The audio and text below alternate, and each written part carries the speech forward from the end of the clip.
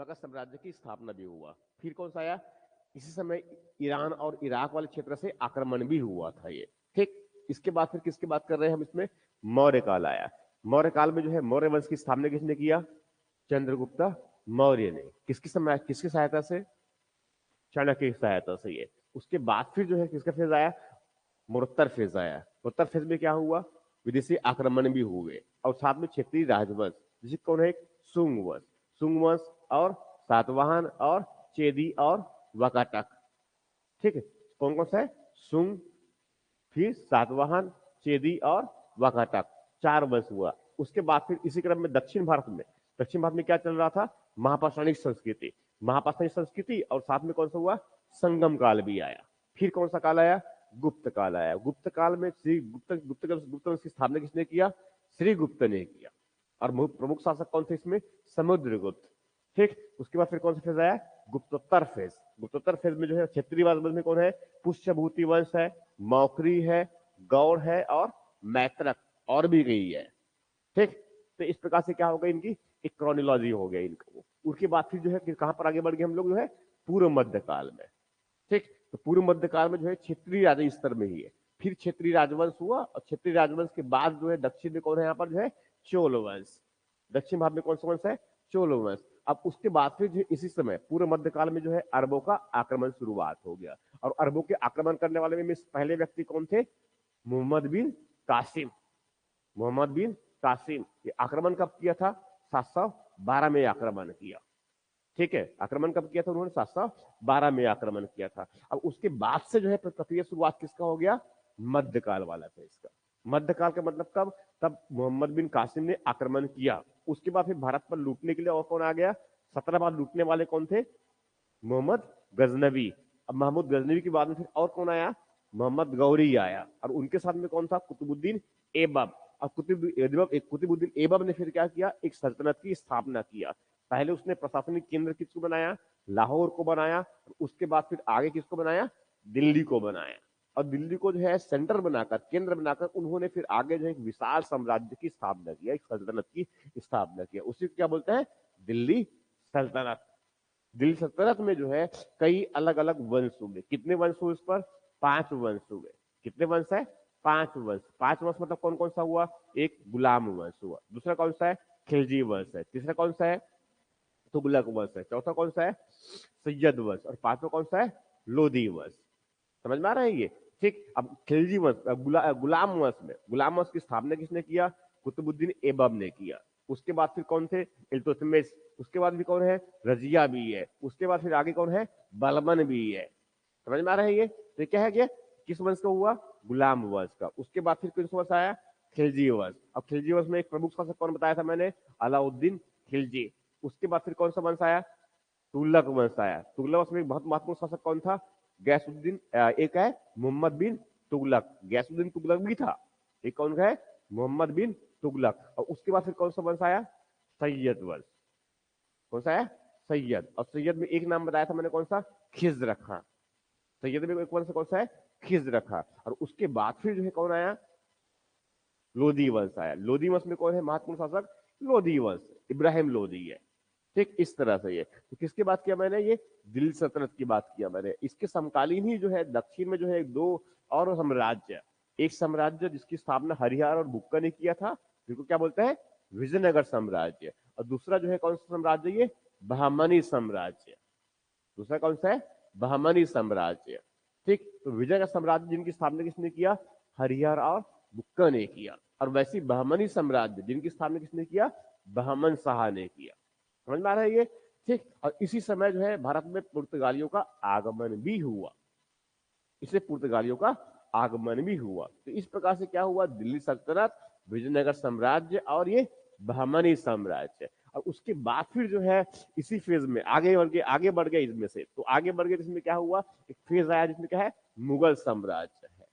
पानी इस सब जो है 1526 में जो है, 1526 में जो है, जो इब्राहिम लोदी, ठीक है, जो दिल्ली सल्तनत का अंतिम शासक था, उसको परास्त कर दिया, उसको हरा दिया। किसने, बाबर ने। किसने हरा दिया, बाबर ने। अब बाबर ने 1526 में उनको परास्त कर दिया और वहां से एक नई वंश की शुरुआत हुआ। कौन सा वंश का, मुगल वंश का। सबसे विशाल साम्राज्य की स्थापना किया, जिनको क्या बोलता है, मुगल साम्राज्य। तो मुगल वंश की स्थापना किसने किया, बाबर ने किया। बाबर के बाद फिर सत्ता में कौन आया, हुमायूं आयु। हुमायूं के बाद कौन आया, अकबर आया। अकबर के बाद फिर कौन आया, जहांगीर आया। जहांगीर के बाद फिर कौन आया, शाहजहां है। शाहजहां के बाद कौन आया, औरंगजेब आया। तो इस प्रकार से जो है ये 1526 लेकर जो है कब तक, 1707 तक, ठीक है। ये पूर्ण काल ठीक ठाक किसके साथ किसका चलता रहा, ये मुगल काल का चलता रहा ये, ठीक। तो इसके बाद फिर जो है औरंगजेब की मृत्यु के बाद लगभग मुगल के जो मुगल साम्राज्य था लगभग वो धीरे करके विकसित होते चले गए। उसके बाद फिर इसके समकालीन फेज भी एक और जो है बड़ा जो है शक्तिशाली जो है क्षेत्र शक्तिशाली जो है संगठन के रूप में जो है किसका उदय हुआ, मराठा का उदय हुआ। तो बोलते हैं मराठा का उदय, ठीक। तो मराठा में कौन है, प्रमुख कौन है, शिवाजी है। शिवाजी है और शिवाजी की सहायता के लिए उनका जो 8 प्रमुख मंत्रियों का समूह जो बना होता था उसको बोलते हैं अष्टप्रधान। क्या बोलते हैं उनको, अष्टप्रधान। और अष्टप्रधान प्रमुख कौन होता है, पेशवा। तो प्रमुख कौन होता है उसमें, पेशवा। तो एक मराठों का अभ्युदय हुआ और उसके साथ साथ उनको क्या है, अष्टप्रधान है। और अष्टप्रधान में क्या होता है, पेशवा महत्वपूर्ण है। तो ये यहां से हम किस तरफ आगे बढ़ गए, अब उसमें आधुनिक काल की तरफ आगे बढ़ गए, ठीक है। उसके बाद फिर यहां शुरुआत किसका हो जाएगा, ये 18वीं सदी में भारत वाला फेस की बात कर रहा हूं मैं ये। अब 18वीं सदी भारत के मतलब में थोड़ा सा आगे जा हूं मैं।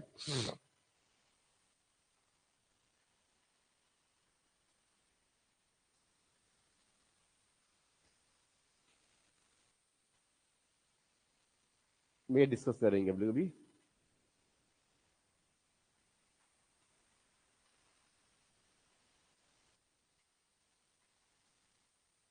जैसे कि ये डिस्कस किए थे ना पहले, पुरातात्विक साक्ष्य है और साहित्यिक साक्ष्य है ये। अब उसमें जो है हम लोग डिस्कस क्या किए हैं, इस साक्ष्य में जो है जैसे कि साहित्यिक स्रोत है इनमें से, तो इसमें कौन कौन सा है हुआ, एक भारतीय साहित्यिक और एक कौन सा है, विदेशी साहित्यिक। भारतीय साहित्यिक ग्रंथ में कौन सा है, धार्मिक साहित्य है और क्या है, धर्मेतर साहित्य है।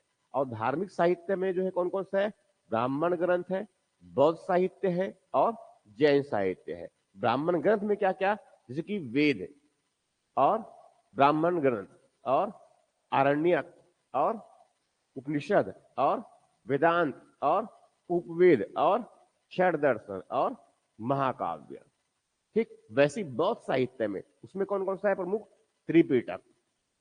कौन कौन सा पीटक, सुत्त पीटक और विनय पीटक और अभिधम पीटक, फिर बिलिंदपन हो, फिर दिव्यदान, फिर बुद्धचर्य, ठीक। अभी इसको थोड़ी देर में इसको याद कर लेंगे हम लोग, ठीक है। एक्चुअली है एग्जाम में सीधे तौर पर पूछे जाते हैं, जैसे कोई भी इसमें रचना हुआ तो इनकी किसने किसी है, जैसे अष्टाध्यायी है, किसकी रचना है ये, पाणिनि का।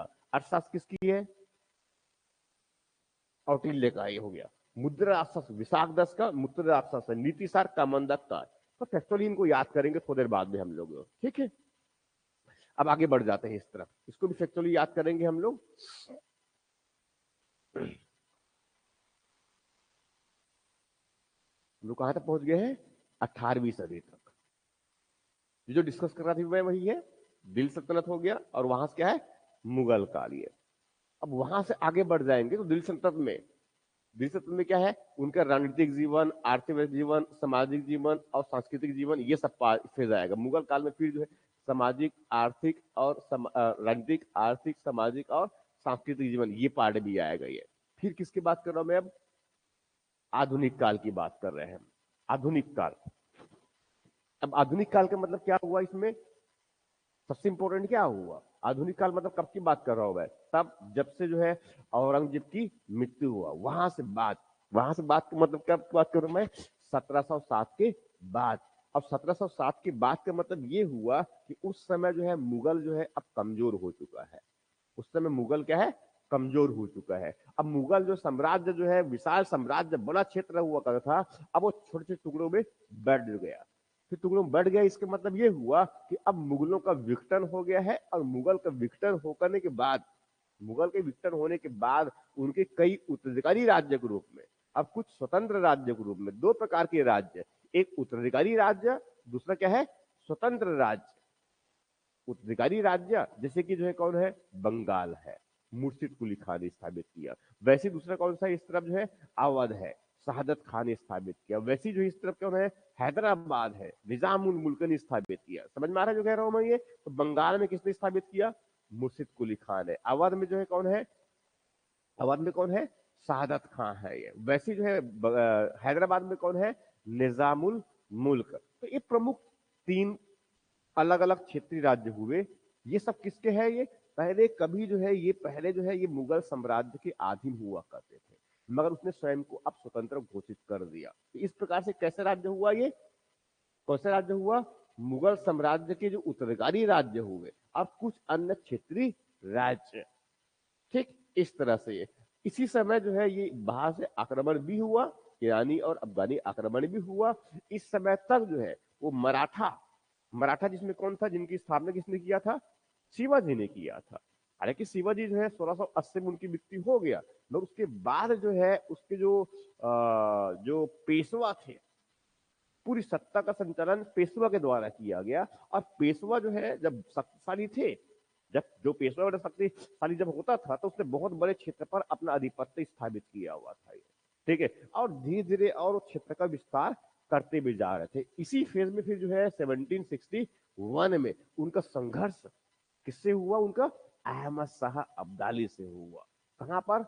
पानीपत में। पानीपत में जो है पानीपत का तीसरा युद्ध, पानीपत का तीसरा युद्ध। पानीपत में कितने युद्ध हुए? 3 युद्ध हुए। पहला युद्ध कौन सा हुआ था?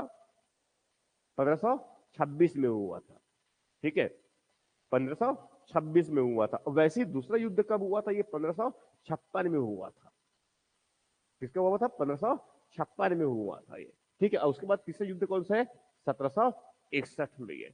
तो इस प्रकार से जो है ये मराठों का जो है विस्तार की प्रक्रिया भी, उनकी विस्तार की प्रक्रिया में ही जो है पानीपत में युद्ध हो गया। कौन सा युद्ध हुआ? थर्ड युद्ध 1761 में ये। यहां तक क्लियर हो गया? ठीक। अब उसके बाद ही जो इसी समय से जो फिर क्या है, भारत में कंपनियों का आगमन हो रहा था ये। अब कंपनी मतलब किन की बात कर रहे हैं हम? ब्रिटिश ईस्ट इंडिया कंपनी की बात कर रहे हैं। ब्रिटिश ईस्ट इंडिया कंपनी मतलब इसके साथ पहले और कौन कौन आए थे? यूरोप से पुर्तगाली आ चुके हैं। पुर्तगाली में कौन है? वास्को डी गामा, जिनकी बात किया था मैंने। कब आया था ये भारत? कब आया था? 1498 बाद में आया। उसके बाद फिर कौन आया? डच आया। उसके बाद फिर कौन आया? डेनिस आया। कहने का मतलब ये है कि अब यहां पर क्या है, यूरोपियों का आगमन हुआ। कब की बात कर रहे हैं हम? लगभग अब 1498 में कौन आ चुका है? ये वास्को डी गामा आ चुका है। उसके बाद फिर क्या है? डच आए। उसके बाद फिर कौन आए? ब्रिटिश आए। लगभग 1600 ब्रिटिश आए, 1600 ब्रिटिश आए। और ब्रिटिश के बाद फिर धीरे धीरे जो है और भी कई लोग इनमें से, और साथ में फ्रांसीसी भी है और डेनिश स्वीडिश भी है ये। इस प्रकार से, तो इस प्रकार से कौन कौन आ गया भारत में? यूरोपियों से कौन आ गया? पुर्तगाली आ गए, डच आ गए, ब्रिटिश आ गए, और उसमें डेनिश आ गए, और उसमें जो है फ्रांसीसी आ गए, स्वीडिश भी आ गए। इस प्रकार से क्या है, ये सब यूरोपीय है। तो आए किस लिए प्रारंभिक काल में? ये व्यापार करने के लिए। किसके व्यापार करने?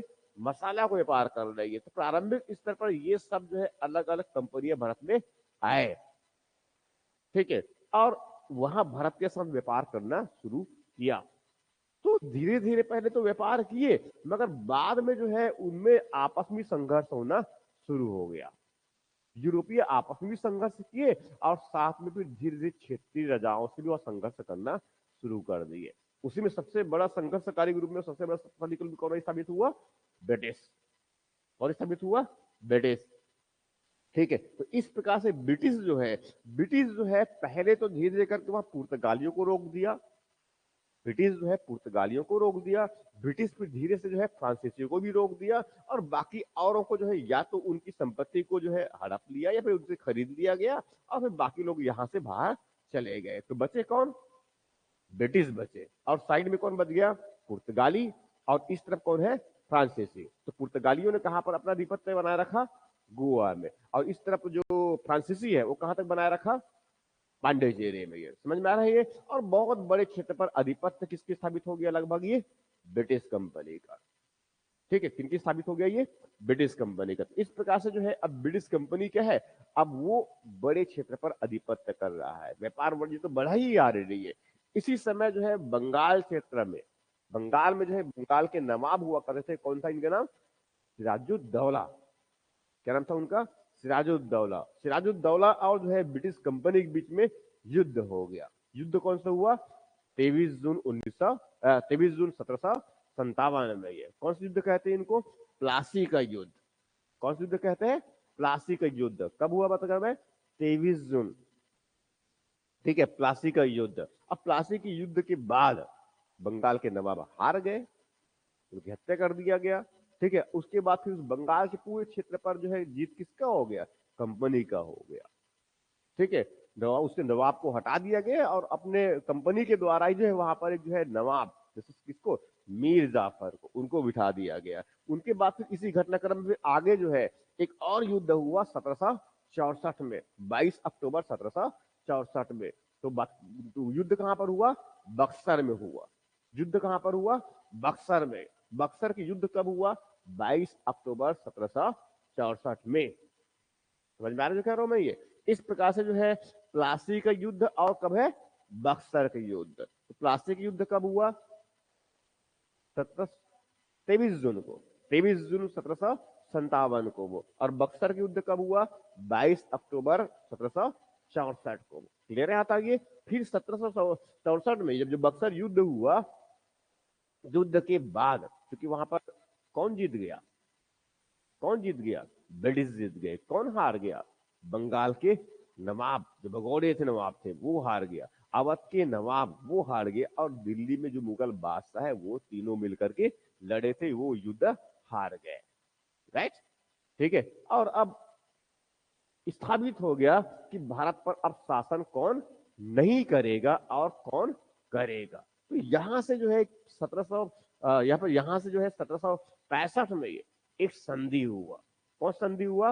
इलाहाबाद की संधि हुआ। और इलाहाबाद की संधि के बाद जो है भारत पर, विशेष बंगाल वाले क्षेत्र पर आधिपत्य, दीवानी अधिकार, बंगाल, बिहार और उड़ीसा का दीवानी अधिकार किसको मिल गया? ब्रिटिश कंपनी को मिल गया। और वहां से जो है वहां शासन भी करना शुरू कर दिए। व्यापार वाणिज्य तो करते ही है, मगर व्यापार वाणिज्य करने के साथ साथ वहां जो है क्या कर रहा है? करों की उगाही भी कर रहा है। तो उनको मुनाफा दो प्रकार से प्राप्त हुआ। एक कौन सा है? उनको व्यापार करके भी मुनाफा प्राप्त हो रहा है, और दूसरा कौन सा? उनको करों की वसूली से ही है। तो दोहरा मुनाफा होना शुरू हो गया। कब की बात कर रहा हूं मैं? 1765 से। 1765 से जो है 1772 तक बंगाल क्षेत्र पर दो लोगों का शासन, बंगाल के नवाब भी शासन कर रहा है और इस तरफ कंपनी भी शासन कर रहा है। इसीलिए शासन व्यवस्था क्या बोलते हैं? द्वैत शासन बोलते हैं। ये क्या बोलते हैं? द्वैत शासन। और उसके बाद फिर जो है 1773 से फिर जो है आगे भारत पर शासन करने के लिए कंपनी के द्वारा एक कानून बना दिया गया। कौन सा? रेगुलेटिंग एक्ट का। ये भी जानते हैं ये। ठीक इस तरह से प्रक्रिया जो है शुरुआत हुआ। मगर अब धीरे धीरे जो है भारत में जो है ये कंपनी जब आया, तो कंपनी जो है अब भारत को जो है धीरे धीरे अपना एक उपनिवेश बनाने की प्रक्रिया शुरुआत हुआ। तो भाई कि ये मुनाफा कमा रहे हैं बड़ी मात्रा में, तो बड़ी क्या कर रही है? बड़ी मात्रा में क्या है? वो सामान खरीदते हैं और यहां से बेच देते हैं। बड़ी मात्रा में सामान खरीदते हैं और यहां से क्या है? वो बेच देते हैं। ये क्योंकि जीत गए हैं युद्ध। अब ये क्या है? युद्ध जीत गया है। तो युद्ध जीतने के बाद धीरे धीरे क्षेत्र पर क्या है? बड़े क्षेत्र पर उसने कब्जा कर लिया। एक तो 1757 में ही जो है उन्होंने बंगाल पर कब्जा कर रखा था। इलाहाबाद की संधि के बाद बंगाल और फिर बिहार और उड़ीसा, झारखंड, ये क्षेत्र भी मिल गया उस पर अपना अधिकार करने के लिए, अधिकार करके उसने वहां से राजस्व वसूल करने के लिए। तो अब पहले तो जो है वहां व्यापार, इनसे वस्तु सामान खरीद, पहले जो है वहां भारत से जो है कुछ सामान खरीदने के लिए ब्रिटेन से पैसा मंगाते थे, मगर अब उनको पैसे में धन मंगाने की आवश्यकता नहीं है। क्यों नहीं है? क्योंकि अब धन की पूर्ति सामान खरीदने के लिए कहां से हो जाएगा? जो कर की वसूली कर रहा है। समझ में आ रहा है ये? तो ऐसे जो है पहला जो फेज आया, तो उपनिवेश, उपनिवेशवाद का मतलब क्या हुआ? कि ब्रिटिश कंपनी जो है भारत को अपना एक उपनिवेश बना दिया। उपनिवेश मतलब क्या है? कि भारत का जो है लाभ, भारत की जो है, भारत की पूरी व्यवस्था का लाभ कौन लेगा? ब्रिटिश कंपनी अपने लाभ के लेगा वो। समझ में आ रही है? और भारत का धीरे क्या हो जाएगा? यहां से शोषण की प्रक्रिया शुरुआत होगी। क्यों? क्योंकि भारत क्या है, गुलाम होते जा रहा है। किसका? ब्रिटिश कंपनी का। ये पहला फेज जो है इस पूरे उपनिवेशवाद का, धन के पलायन का, वो कौन सा है?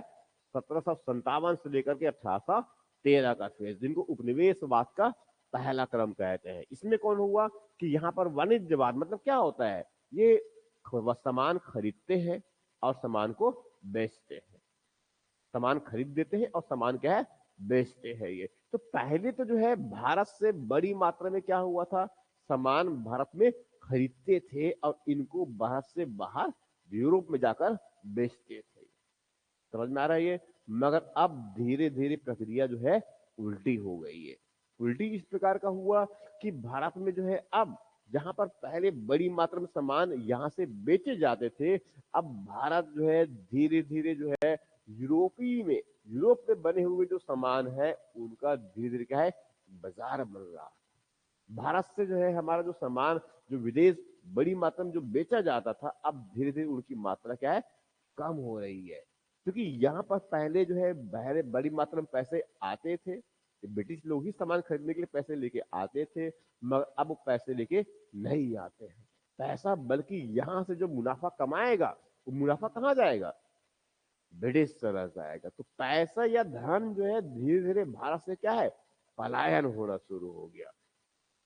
भारत से जो है धन का क्या है, धीरे धीरे पलायन होना शुरू हो गया। और इसी क्रम में तब जब औद्योगिक क्रांति हो गया यूरोप में, औद्योगिक क्रांति जब हो गया यूरोप में, तब वहां औद्योगिक पूरे औद्योगिक संरचनाओं से, पूरे बड़े बड़े उद्योगों से, यूरोप की बात कर रहा हूं ना, वहां से जो है बड़ी मात्रा में जो है एक साथ वस्तुओं का उत्पादन, और बहुत बड़ी मात्रा में जब वस्तु उत्पादन किया, जैसे कि कपड़ों का उत्पादन ब्रिटेन में, तो बड़े बड़े मशीनों से कपड़े उत्पादन कर रहे हैं। जो कि भारत में उत्पादन किससे होता है, हथकरघा से होता है, बुनकर उत्पादन कर रहे हैं।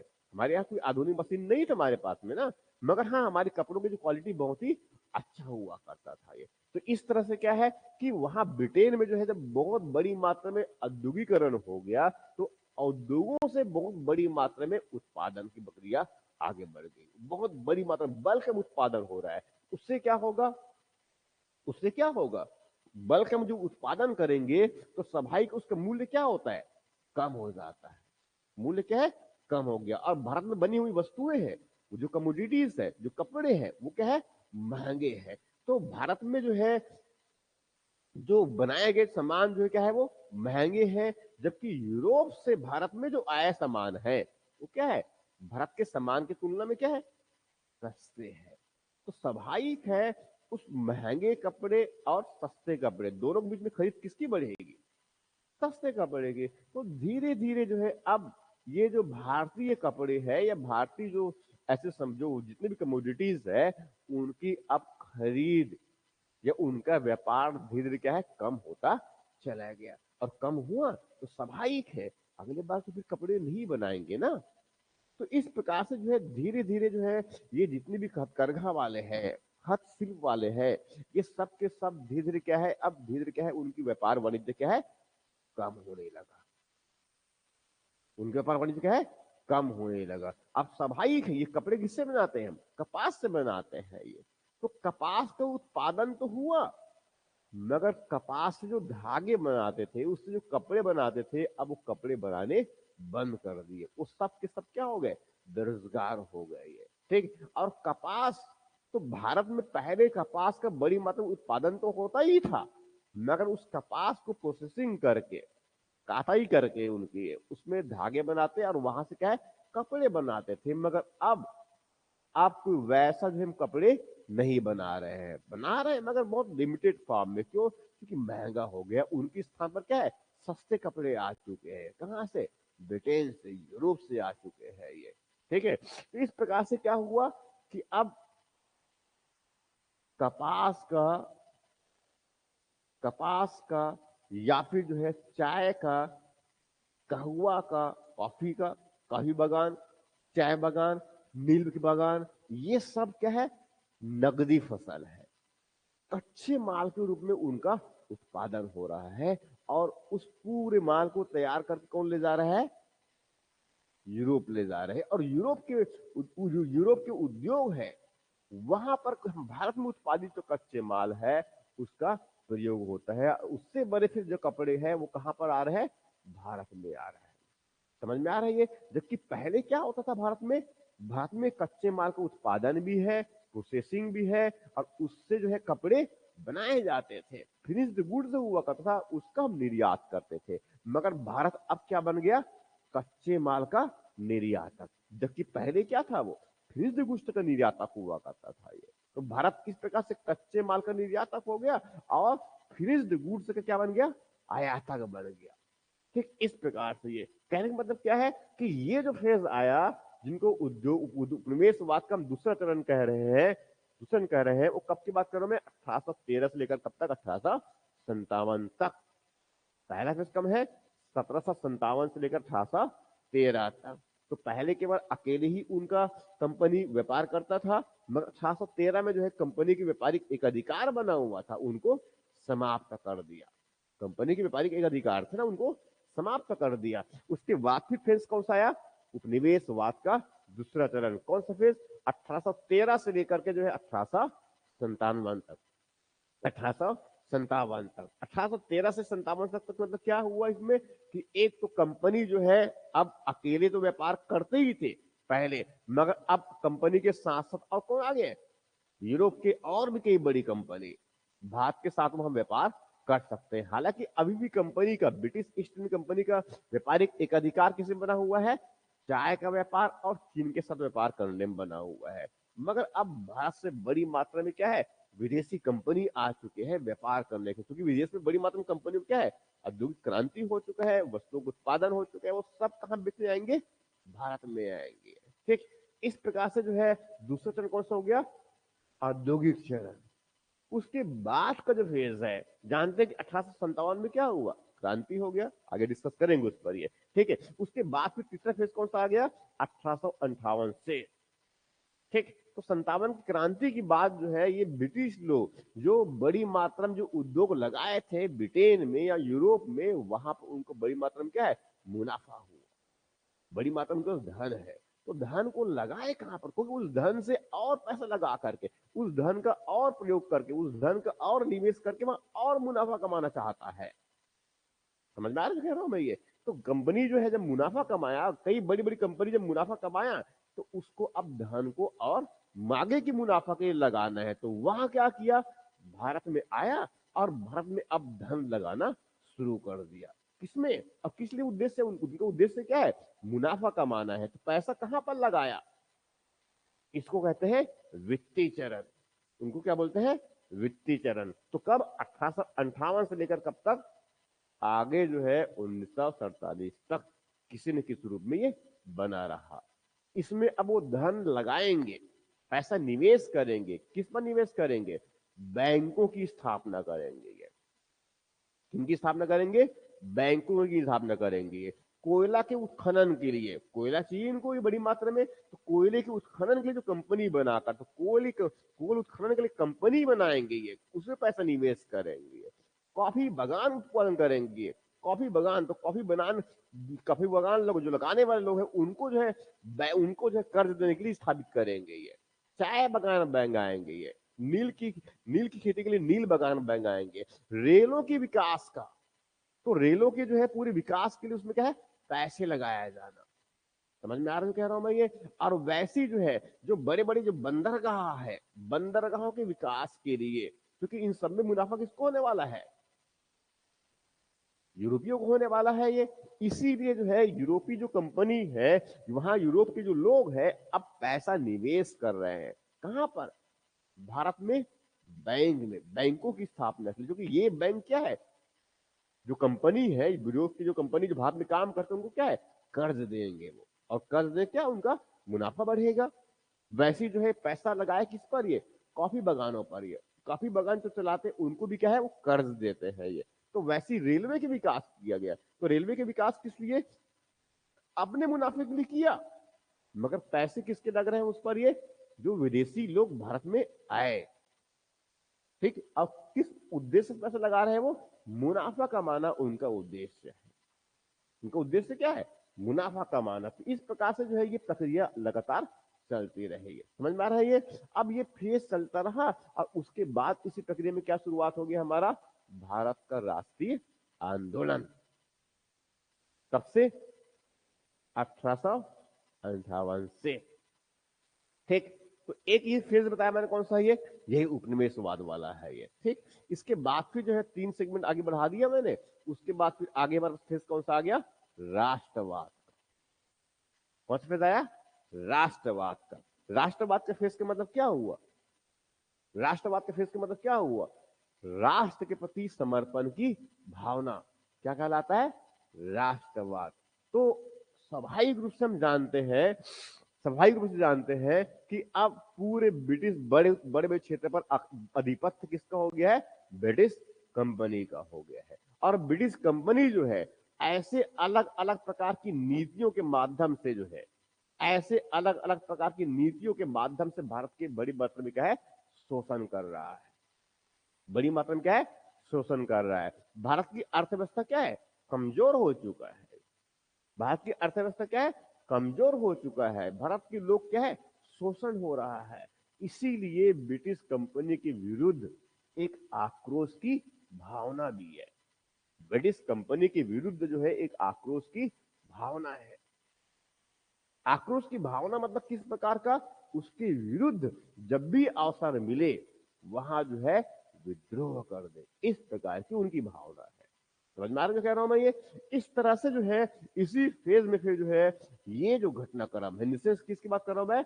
भारत में राष्ट्र के प्रति समर्पण की भावना, उनके दो स्वरूप, प्रारंभिक कालखंड हुआ और दूसरा जो है दूसरी कालखंड। तो पहले कालखंड में जो है कहते हैं आद्य राष्ट्रवादी प्रतिरोध। समझ में आ रहा है ये? इसमें राष्ट्रीयता की भावना है।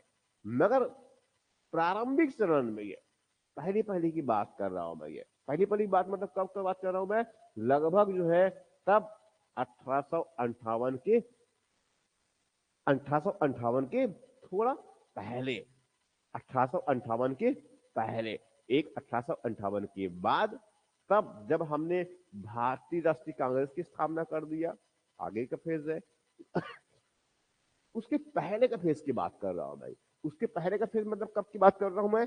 तब जब ब्रिटिश कंपनी के विरोध में 18वीं सदी में ब्रिटिश कंपनी जब वहां जो है बड़ी मात्रा में शोषण किया। शोषण किसका किया? जनजातियों का शोषण किया, उनकी जंगलों की कटाई कर दिया, उनकी जमीन हड़प ली है, उनकी वन जो ये वन उत्पाद है उनको हड़प लिया। तो सबसे पहले शोषण किसका शुरू कर दिया? किसका शुरू कर दिया उसने? आदिवासियों का शोषण करना शुरू कर दिया, जनजातियों का शोषण करना शुरू कर दिया। फिर वैसे जो है किसका शोषण किया? किसानों का शोषण किया। वैसे किसका? इस तरफ जो है मजदूर थे, बुनकर जो मजदूर थे उनका शोषण करना शुरू कर दिया। तो ऐसे जो है कई, यहां तक कि सन्यासियों का भी जो है, सन्यासियों पर कर लगा दिया। सन्यासियों पर जो है कर लगा दिया। तीर्थयात्री जाते हैं उस पर क्या है? कर लगा दिया गया। उसके विरोध में फिर अलग अलग क्या है, कभी पर जो है सन्यासियों के द्वारा विद्रोह हुआ, कहीं पर जो है जनजातियों के द्वारा विद्रोह हुआ, कहीं पर जो है किसानों के द्वारा विद्रोह हुआ, कहीं पर जो है मजदूरों के द्वारा विद्रोह हुआ। समझ में आ रहा कह रहा हूं मैं? ये क्यों? ये सब ब्रिटिश प्रशासन से क्या है? असंतुष्ट है, उनके विरोध है। ये असंतोष की एक भावना है। तो अब अलग अलग प्रकार से विद्रोह, जैसे कि यहाँ पर जो है कुछ जिसकी तरह की सामान्य नागरिक विद्रोह, जैसे कौन सा है? सन्यासी विद्रोह हो गया, सामान्य विद्रोह है ये। आम लोग उसमें क्या है? विद्रोह कर दिए। क्यों? तीर्थ यात्रा कर लगा दिया गया। सन्यासियों को जो है वहां पर जो घाट में, नदी की घाट में जो स्नान करते हैं उस पर टैक्स लगा दी। सन्यासी ने क्या किया? विद्रोह कर दिया। और भी कई विद्रोह हुए। इसी कारण फिर क्या है? जनजाति विद्रोह। जनजाति विद्रोह में कई विद्रोह है। चेचू विद्रोह है, हो विद्रोह है, गारो विद्रोह है। ठीक है, और आगे चलकर इस पर कौन है? मुद्दा विद्रोह है, संथाल विद्रोह है, कुकी विद्रोह है। समझ में आ रहा जो कह रहा हूं मैं? ये सब क्या है? अलग अलग क्या है? ये जनजाति विद्रोह है।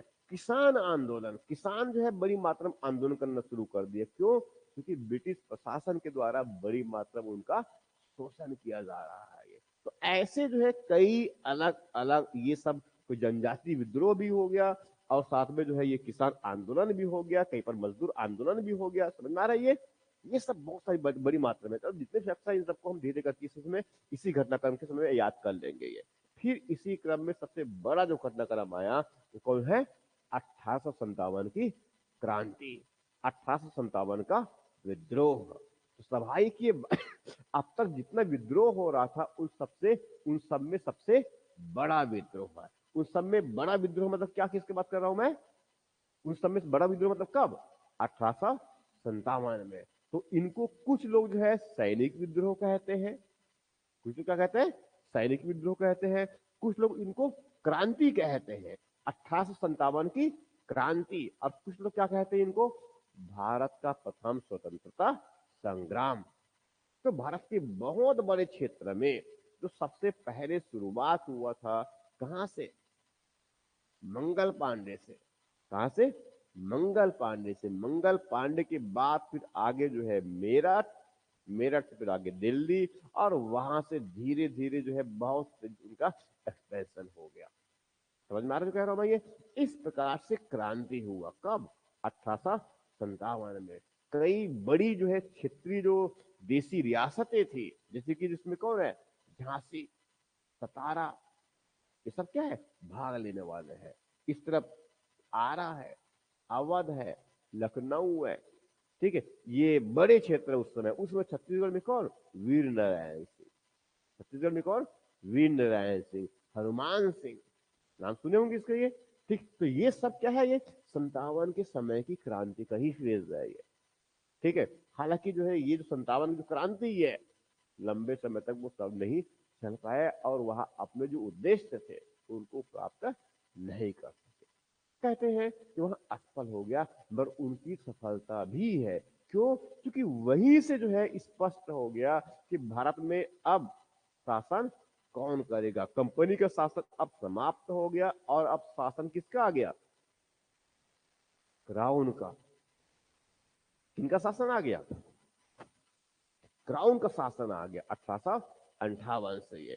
ठीक, तो अब भारत पर जो है क्राउन का शासन 57 की क्रांति के बाद जो है अब भारत पर आधिपत्य किसके स्थापित हो गया? क्राउन का हो गया। और क्राउन जो है अब क्राउन जो है अब भारत में शासन करना शुरू कर दिया। कब से? 1858 से। ये स्पष्ट हो गया कि भारत जो है अब वहां पहले कंपनी की गुलाम हो गया था और अब किसके गुलाम बन गए? क्राउन के गुलाम बन गए, हम ब्रिटिश के गुलाम बन गए। अब उस गुलामी से मुक्ति के लिए 1858 से लेकर के आगे लगातार क्या होगी? आजादी की एक प्रक्रिया, भारत की राष्ट्रीय आंदोलन। कब से? 1858 से। 1858 से। तो पहले तो जो है ये आधुनिक जो राष्ट्रवाद है, राष्ट्रीयता की भावना बढ़ेगी तभी तो लोग जो है भारत की आजादी के लिए लड़ेंगे ना। तो ये प्रक्रिया शुरुआत कब से हुआ? 1858 से। 1858 से जो है कई अलग अलग तरीके से ये, कई अलग तरीके से, मगर सबसे बड़ा जब प्रयास किया गया तब जब 1885 में जो है कांग्रेस की स्थापना किया गया। मगर कांग्रेस की स्थापना से पहले भी कुछ बंगाल में, कुछ इस तरफ मद्रास में, कुछ इस तरफ महाराष्ट्र में छोटे छोटे संगठन क्षेत्रीय स्तर बना रखे हैं। इनके द्वारा जो ये प्रयास कर रहे हैं भारत की लोगों को जागृत करने के लिए, राष्ट्रीयता की भावना का विकास करने के लिए, उसमें राष्ट्रवाद की भावना का विकास करने के लिए। आगे चल करके ये आगे चलकर मतलब कब की बात कर रहा हूं मैं? अब यहां से मैं आगे बढ़ूं आगे मैं। ठीक है, तो इस प्रकार से क्या हुआ कि अब हम आधुनिक फेस चले गए। ये कब? राष्ट्रीय आंदोलन की बात कर रहे हैं। और उस राष्ट्रीय आंदोलन के क्रम में जो है, जैसे बताया मैंने, जो है 1885 में कांग्रेस की स्थापना हो गया, मगर कांग्रेस की स्थापना से पहले बंगाल में, महाराष्ट्र में और इस तरफ मद्रास में, इसमें जो है क्षेत्रीय स्तर पर जो है छोटे छोटे कुछ संगठन बना रखे हैं, उनके द्वारा प्रयास किए। मगर उसके बाद जो है बड़े स्तर पर जो है प्रयास कब शुरू हुआ हमारा भारत की आजादी का, वो कब शुरू हुआ?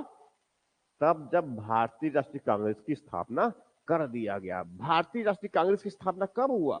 1885 में। ये कब हुआ? 1885 में। और 1885 में कांग्रेस की जब स्थापना हुआ तो कांग्रेस की स्थापना के बाद इनका जो अधिवेशन होता है, कांग्रेस का जो अधिवेशन होता है, वो अधिवेशन कहां पर होते हैं?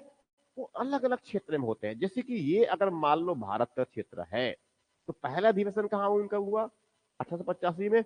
मुंबई में हुआ। दूसरा कहां पर होगा? कलकत्ता में हुआ। फिर वैसे ही कहां पर? मद्रास में। फिर ऐसे ही कहां पर? इलाहाबाद में। फिर आगे कहां पर? ये नागपुर में। समझ में आ रहा है जो कह रहे होंगे? तो प्रत्येक वर्ष ये अलग अलग जगहों पर क्या है, ये अपना अधिवेशन किए। इससे इससे फायदा क्या हुआ कि इस आसपास के क्षेत्र में क्या है, जागृति उत्पन्न हुआ, राष्ट्रीयता की भावना बढ़ा। ठीक इस तरह से तो ये 1885 में जब से कांग्रेस की स्थापना हुआ, उसके बाद से लेकर के ये पूरी आंदोलन है।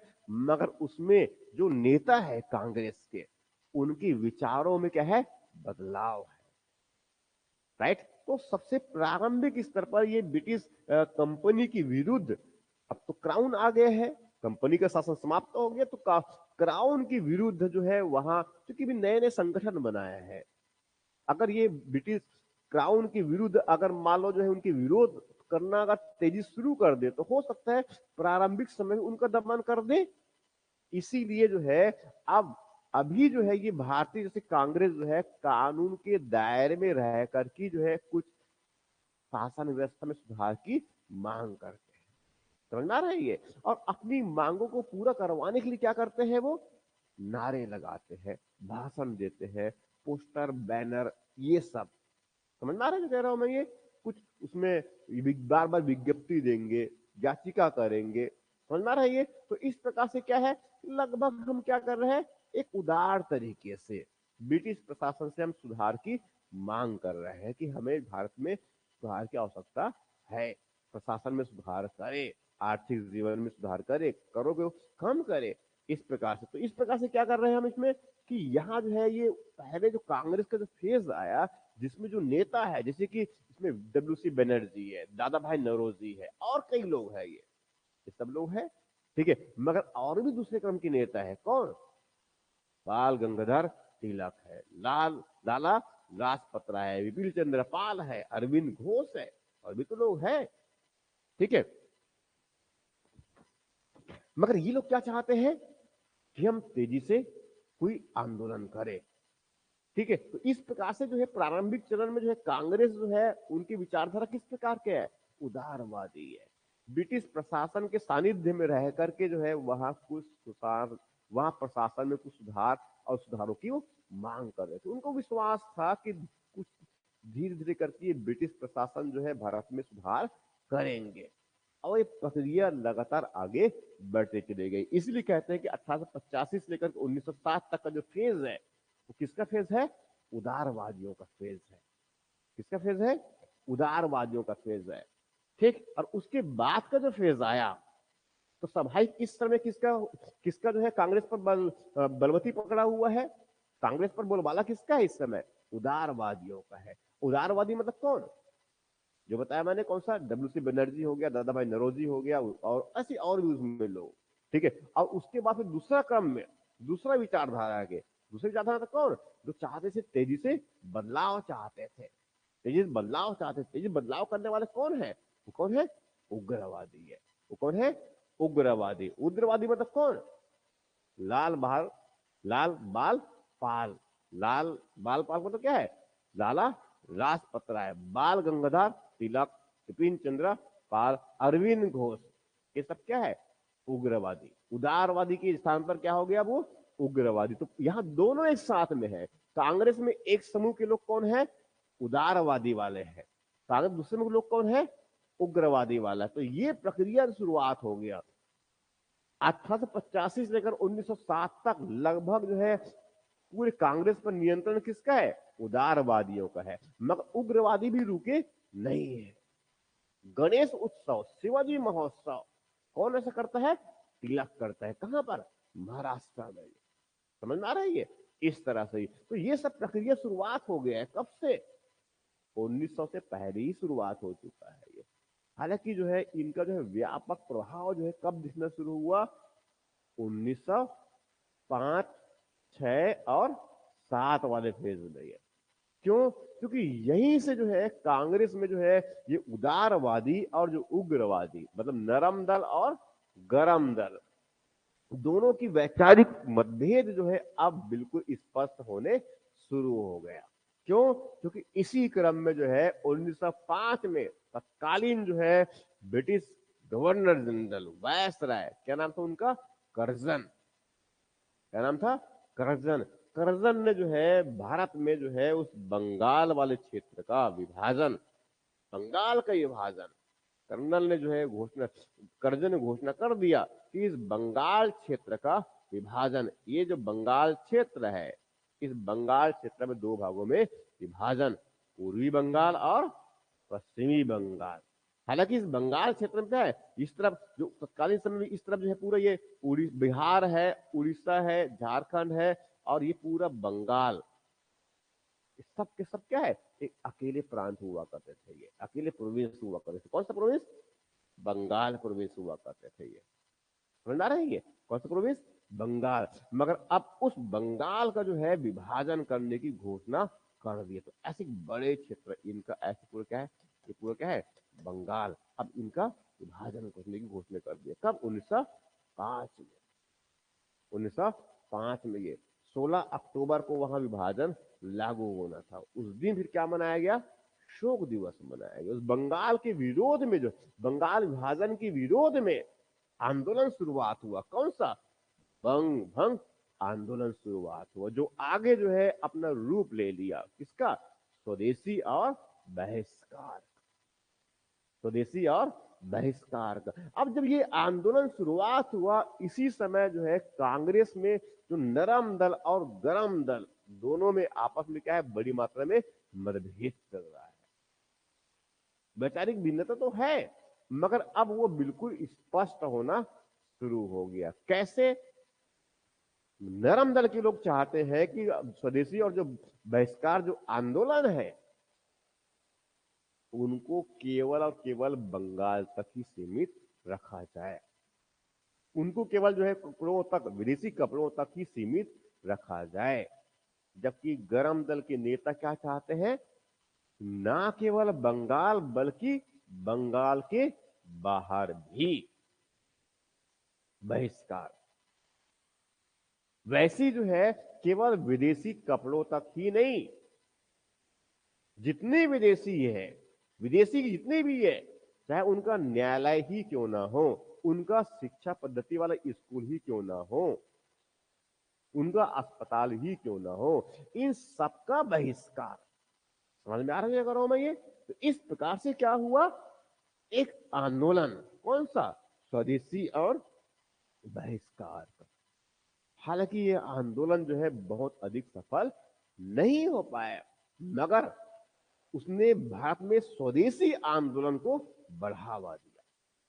स्वदेशी आंदोलन को बढ़ावा दिया, इसका क्या हो, इसका मतलब क्या हुआ कि अब भारत में जो है कुछ कुछ राजनेता जो है, कुछ उद्योगपति मोबिलाइज हुए। उद्योगपति जो है इस स्वदेशी आंदोलन से जुड़े और उन्होंने जो है इस प्रकार से जो है स्वदेशी आंदोलन का, स्वदेशी आंदोलन की कड़ी को आगे बढ़ाते हुए क्या किया उन्होंने, भारत में भारत के लोगों के द्वारा जो है कंपनी स्थापित किया गया, राष्ट्रीय विद्यालय की स्थापना किया गया।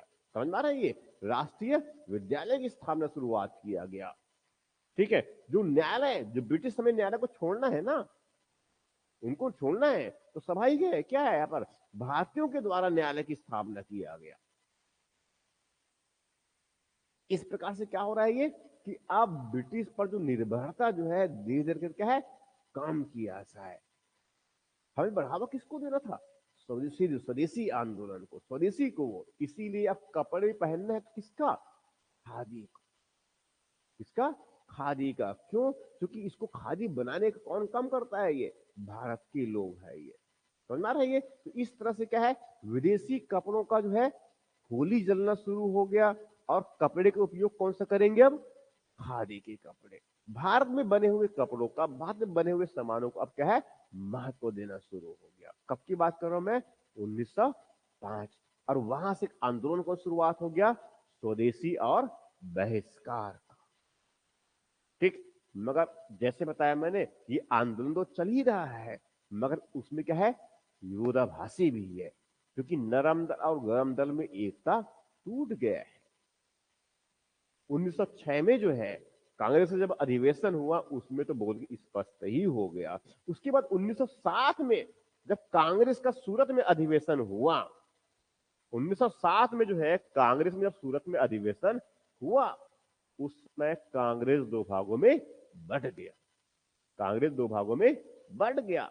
हालांकि उस समय तक जो है लगभग स्पष्ट हो चुका है कि ये कांग्रेस किसके लिए लड़ रहा है, स्वराज के लिए लड़ रहा है। किसके लिए लड़ रहा है, स्वराज के लिए लड़ रहा है। स्वराज हमारा जन्म सिद्ध अधिकार है, और इसे हम लेकर ही रहेंगे। किसका है ये, तिलक, राइट। स्वराज्य मेरा जन्म सिद्ध अधिकार है, और इसे हम लेकर ही रहेंगे। इस प्रकार से स्वराज्य को लक्ष्य बना करके कांग्रेस के जो है बड़े नेता, गरम दल के लोग बहुत तेजी से आगे बढ़ने शुरू किए। मगर साथ में इस तरफ कंपनी जो है अब कई प्रकार के तरीके से वहां जो है दमन के प्रयास कर रहे हैं। तरीका क्या है उनका, तरीका क्या है उनका, फूट डालो और शासन करो। पहले बंगाल को विभाजित करके फूट डाल दिया हिंदू और मुस्लिम की एकता में। बंगाल में जो राष्ट्रीयता की भावना बढ़ रहा था, उनको तोड़ने के लिए ही उसने क्या किया, बंगाल का विभाजन कर दिया। साथ में जो है अब हिंदुओं को और मुस्लिम को आपस में लड़ाने के लिए क्या करना शुरू कर दिया, बताना शुरू कर दिए, मुस्लिम समुदाय को बताना शुरू कर दिए कि हिंदुओं के साथ मिलकर के काम करने से उनका नुकसान होगा। वहां जो है उनकी बात माने, अपने लिए अलग संगठन बनाए, कांग्रेस के साथ में वहां ना जाए, क्योंकि वहां जो है क्या मानता है कि हिंदू संगठन है।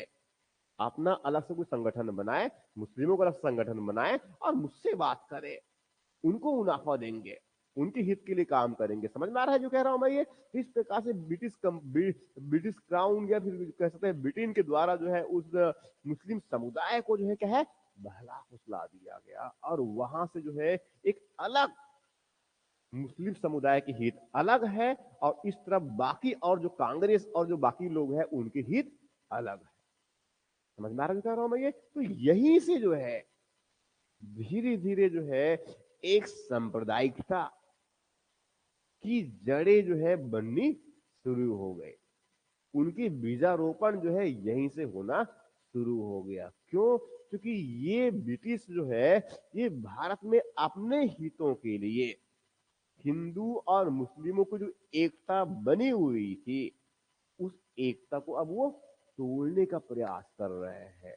ये बता रहे हैं कि हिंदू की हित अलग और मुस्लिम की हित अलग है।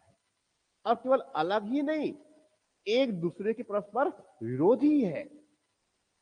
इसीलिए कांग्रेस के साथ मिलकर के उनको काम नहीं करना चाहिए। समझना रहेंगे? कुछ लोग ऐसे उनकी बहकावे में आ गए, कुछ मुस्लिम उनके बहकावे में आए, और इसी क्रम में 1906 में मुस्लिम लीग की स्थापना भी हो गया।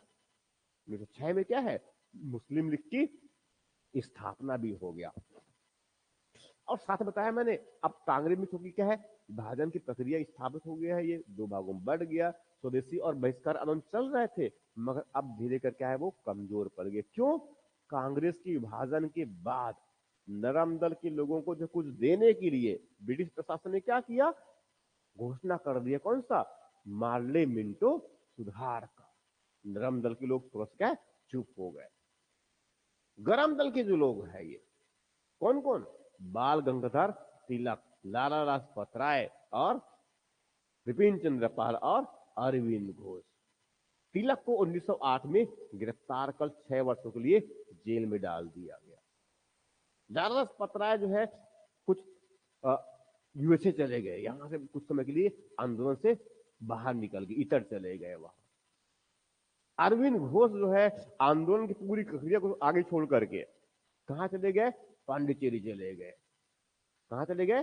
पांडिचेरी, और आध्यात्मिक खोज में चले गए वहां। समझ में आ रहा जो कह रहा हूं मैं ये? तो इस प्रकार से गरम दल का जो पूरा था, जो टुकड़ी बना हुआ था, वो पूरा लगभग धीरे धीरे क्या हो गया, वो लगभग लग रहा है कि वो समाप्त हो गया। नरम दल के लोग क्या है, आंदोलन अब लगभग समाप्त। और जब माल्य मिंटो सुधार की घोषणा किया तब उनको लगा कि अब कुछ हमें मिलने वाला है। मुस्लिम लीग की भी अपनी मांगे हैं। क्या मांग है?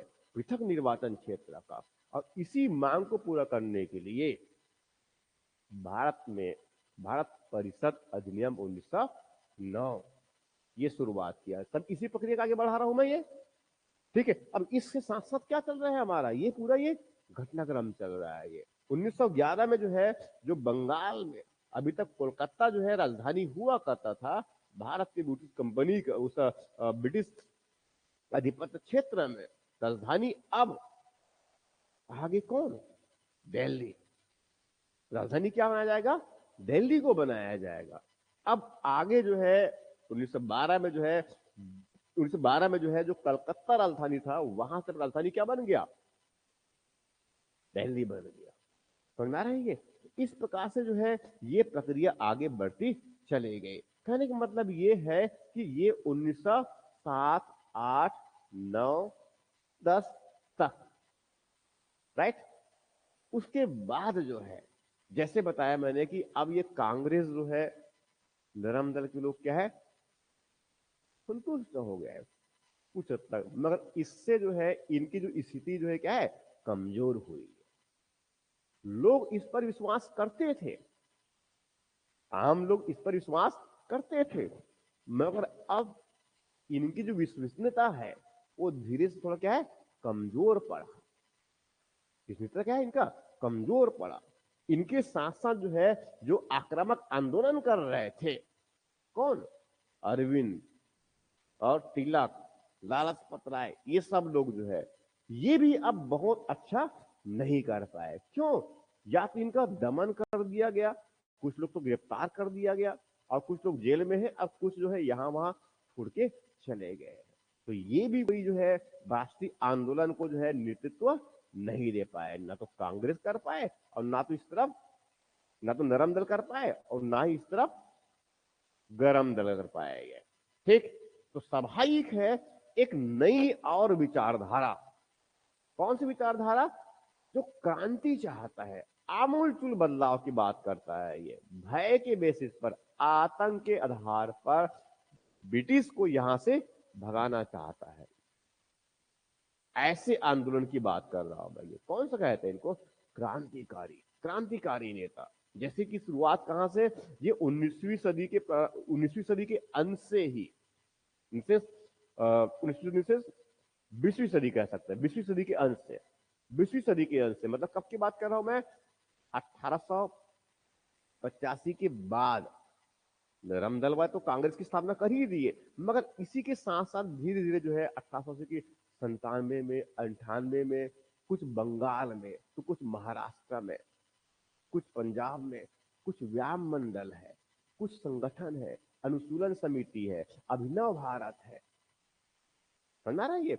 नाम सुने होंगे, उसमें नाम सुने होंगे दामोदर बंधु, दामोदर बंधु ये, ठीक है, वैसी सावरकर बंधु, ये सब कौन है? ये शुरुआती दौर पे देखे होंगे नाम, उसमें जो है इसी घटनाक्रम में आगे नाम सुने होंगे, इसमें जो है खुदीराम बोस, अबुल चाकी, राज बिहारी बोस, ये सब कौन है?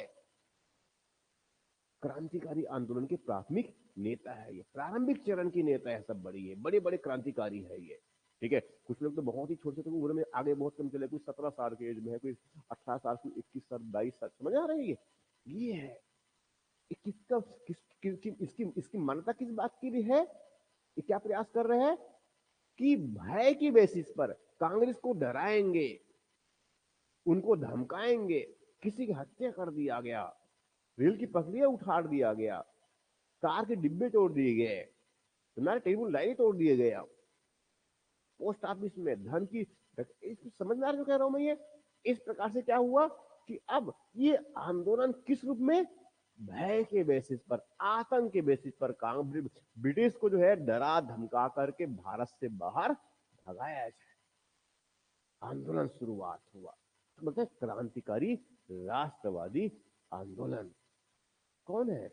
अभिनव भारत, अनुशीलन समिति और भी कई है, ये सब उनके है आंदोलन। तो कहने का मतलब कौन कौन सा प्रक्रिया शुरुआत हो गया? कांग्रेस का एक नरम दल, कांग्रेस का एक गरम दल उग्रवादी आंदोलन के रूप में, और मुस्लिम लीग भी है, उनका अपना काम चल रहा है, और उसके साथ में कौन आ गया? क्रांतिकारी आंदोलन। मतलब ये सब पूरा घटनाक्रम एक साथ चल रहा है। पूरे घटनाक्रम क्या है? एक साथ चल रहा है। मतलब कौन कौन है?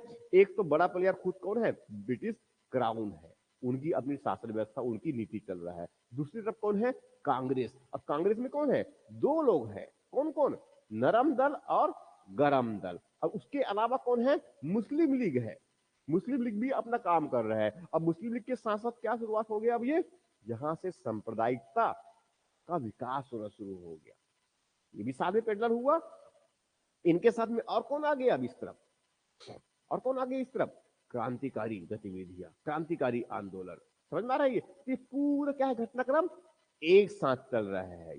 ये सब हमारे जो है राष्ट्रीय आंदोलन की प्रक्रिया शुरुआत हो गया। अब यहां से जो है जैसे बताया मैंने जो है, अब ये सब आगे बढ़ गया, राजधानी आगे बदल दिया गया, सांप्रदायिक राजनीति हो रहा है। ठीक। अब 1914, 12 तो बता चुका था मैं, 13 भी आगे बढ़ गया। अब 1914 जो है एक बड़ी घटनाक्रम के लिए भी और साक्ष्य है, क्योंकि इस समय क्या हुआ है? प्रथम विश्व युद्ध की शुरुआत भी हुआ। कब? 1914 में प्रथम विश्व युद्ध शुरुआत हुआ, और पहले विश्व युद्ध 1914 से लेकर के जो है लगातार 1918 तक चलते रहे। इस समय जो है उस प्रथम विश्व युद्ध के प्रभाव के साथ साथ भारत में कुछ और भी कुछ डेवलपमेंट हुए। राष्ट्रीय आंदोलन की गतिविधियां जो है, जो अब लगभग जो थम सी गई थी, लगभग वो थम सी गए थे, अब धीरे धीरे प्रक्रिया और आगे बढ़ा, और आगे बढ़ा।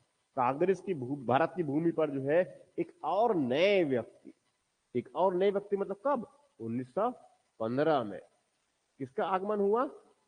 गांधी जी का आगमन हुआ 9 जनवरी को वो। ठीक है। उस समय तक 1914 में जो है, जो अभी तक जेल में थे, कौन? बाल गंगाधर तिलक 6 वर्ष के बाद 1914 में रिहा हुए। वो प्रयास करना शुरू कर दिया कि कांग्रेस में जो नरम और गरम दल का विभाजन हुआ है, उस विभाजन को समाप्त किया जाए, क्योंकि ऐसे विभाजित अलग अलग रह करके जो है कभी भी जो है भारत की आजादी के लिए बड़े प्रयास नहीं कर सकते। मुस्लिम लीग को भी समझ में आ गया कि इस प्रकार से जो है अलग थलग रह करके जो है वहां ऐसा कोई बड़ा प्रयास नहीं कर सकता। इसीलिए अब 1916 में 1916 में जो है नरम दल गरम दल कांग्रेस में, और साथ में इस तरफ मुस्लिम लीग, ये तीनों आपस में एक साथ सम्मेलन किए। कहां पर? लखनऊ में। वहां जो है एक समझौता हुआ। कौन सा समझौता? लखनऊ समझौता 1916 में। समझ में आ रहा है? ये इसको नाम दिया गया लखनऊ पैक्ट, लखनऊ समझौता, लखनऊ संधि। अब की बात कर रहा हूं मैं 1916 में। 1915 में गांधी जी आ चुके हैं, 14 में जो है तिलक रिहाई हुआ जेल से। एनी बेसेंट भी एक और महिला है, बहुत महत्वपूर्ण उसी समय। ठीक है। तो ये सब घटना क्या है? इस समय चल रहा है। प्रथम विश्व शुरुआत भी हो चुका है ये। ठीक है। और इस समय फिर क्या है? तिलक और एनी बेसेंट, एनी बेसेंट और तिलक, इनके द्वारा जो 1916 में जो है, जो मैंने बता रखा था कि पहले तो स्वराज ही हमारा लक्ष्य है, ये तो पहले ही घोषित कर रखा है। हालांकि पूर्ण स्वराज नहीं है ये क्या है? स्वराज हमारा जन्म सिद्ध अधिकार है, ये घोषित ऑलरेडी हमने कर रखा है। ये कब की बात कर रहा हूं मैं? 1905। मगर अब 1916 में जो है बाल गंगाधर तिलक और दूसरा कौन है, एनी बेसेंट। उनके द्वारा जो है अब फिर से आंदोलन का नया दौर, नया रूप, कौन सा, होम रूल। होम रूल का मतलब क्या होता है, स्वशासन। होम, हम अपने घर में खुद ही शासन करेंगे, स्वशासन, होम रूल आंदोलन। हम अपने घरों में, अपने देश में हम स्वयं शासन करेंगे, ये मांग लेकर के आंदोलन, कौन सा आंदोलन, होम रूल आंदोलन। कब, 1916 में। किनके द्वारा, एनी बेसेंट और तिलक। ये पूरा जो मध्य क्षेत्र है भारत का, उस पर नियंत्रण किसका है, उस पर जो है आंदोलन कौन चल रहा है, होम रूल का तिलक चला रहा है। और दक्षिण में जो है कौन चला रहा है, एनी बेसेंट चला रहे हैं होम रूल आंदोलन। ये इस प्रकार से जो है ये 16 और 17 इस क्रम में क्या है, आंदोलन चल रहा है, कौन सा, होम रूल आंदोलन का। 16, 17, 18 में स्वाभाविक है ये होम रूल आंदोलन की प्रक्रिया शुरुआत कहां पर हुआ, तिलक के द्वारा जो है महाराष्ट्र, इस पूरे मध्य वाले क्षेत्र में, और वैसे उस तरफ एनी बेसेंट के द्वारा दक्षिण वाले क्षेत्र, मद्रास वाले क्षेत्र में। समझ में आ रहा जो कह रहा हूं मैं ये। अब इस प्रकार से क्या हुआ कि अब धीरे धीरे जो है ये होम रूल आंदोलन भी आगे बढ़ना शुरू हो गया, आगे बढ़ रहा है, इनका विस्तार हो रहा है। ठीक, इसके साथ साथ जो है अब जैसा मैंने, गांधी जी 1915 में तो भारत में आ ही गए हैं वापस साउथ अफ्रीका से। तो प्रारंभिक चरण में देखिए कि ये जो भारत में जो ब्रिटिश लोग जो शासन कर रहे हैं, और वो युद्ध के समय में, उस संकट के समय में गांधी जी को पहले लगा कि वहां जो है इस ब्रिटिशों का सहायता करे। इसीलिए गांधी जी जो है जब प्रारंभिक चरण में जब भारत पहुंचे, तो एग्जैक्टली जो है जो भी बातें समझ में आया उनको, उनके अनुसार वहां भारतीयों को, युवाओं को प्रेरित किए कि वहां सेनाओं में भर्ती करें। राइट, वहां जो युवाओं को प्रेरित किया कि वहां ब्रिटिश की सेना में भर्ती हो। समझा रहा जो कह रहा हूं मैं, इस प्रकार से ये तो प्रारंभिक चरण में इस प्रकार से कि मतलब वहां कांग्रेस, वहां जो है गांधी जी जो है गांधी जी जो है उस समय क्या है, ब्रिटिश क्राउन के हितैषी बन गए हैं लगभग, ऐसा प्रतीत होता है ये। मगर वास्तविक में ऐसा नहीं, वास्तविक में ऐसा नहीं था। ठीक है, धीरे धीरे जो है गांधी जी की लोकप्रियता बढ़ती जा रही थी, लगातार क्या है, लोकप्रियता बढ़ता जा रहा है उनका। और इसी घटनाक्रम में ही गांधी जी की जो लोकप्रियता बढ़ा, इसी के साथ साथ जो है कौन सा, चंपारण, खेड़ा, अहमदाबाद, इस सब में क्या है, गांधी जी के द्वारा गांधीवादी आंदोलन, ये प्रक्रिया शुरुआत हुआ। इनके साथ साथ जो है ये सब घटनाक्रम चल ही रहा है। इसी घटनाक्रम के साथ साथ दूसरा घटनाक्रम कौन चलेगा, क्रांतिकारी आंदोलन का। तो कांग्रेस तो जो भागों में बटा हुआ था, अब क्या हो चुके हैं, वो एक हो गए हैं। मुस्लिम लीग भी क्या लगभग ये एक हो गया है ये, हालांकि और अलग है। ठीक है, तो इस प्रकार से क्या है, अब क्रांतिकारी आंदोलन भी, तो भारत के अंदर भी क्रांतिकारी आंदोलन और भारत के बाहर भी क्रांतिकारी आंदोलन, भारत की आजादी के लिए। राइट, तो भारत के अंदर क्रांतिकारी आंदोलन कहां पर चलेगा, ये बंगाल में, और महाराष्ट्र में, और इस तरफ पंजाब में, और कहां पर, मद्रास में। ये सब क्या है, बड़े क्षेत्र हुए हमारे, जहां पर क्या है, भारत में आंदोलन चल रहे हैं, क्रांतिकारी आंदोलन। भारत के बाहर कहां पर आंदोलन चलेगा, भारत की आजादी के लिए ब्रिटेन में ही कुछ चल रहा है, जर्मनी में प्रयास किया गया, कनाडा में प्रयास किया गया, इस तरफ अमेरिका में प्रयास किया गया। इसी समय जो है कई बड़े नेता हुए क्रांतिकारी आंदोलनकर्ता के रूप में, बड़े नेता इनमें से, और उन्हीं में से एक क्या है, लाला हरदयाल है, राज बिहारी बोस है ये।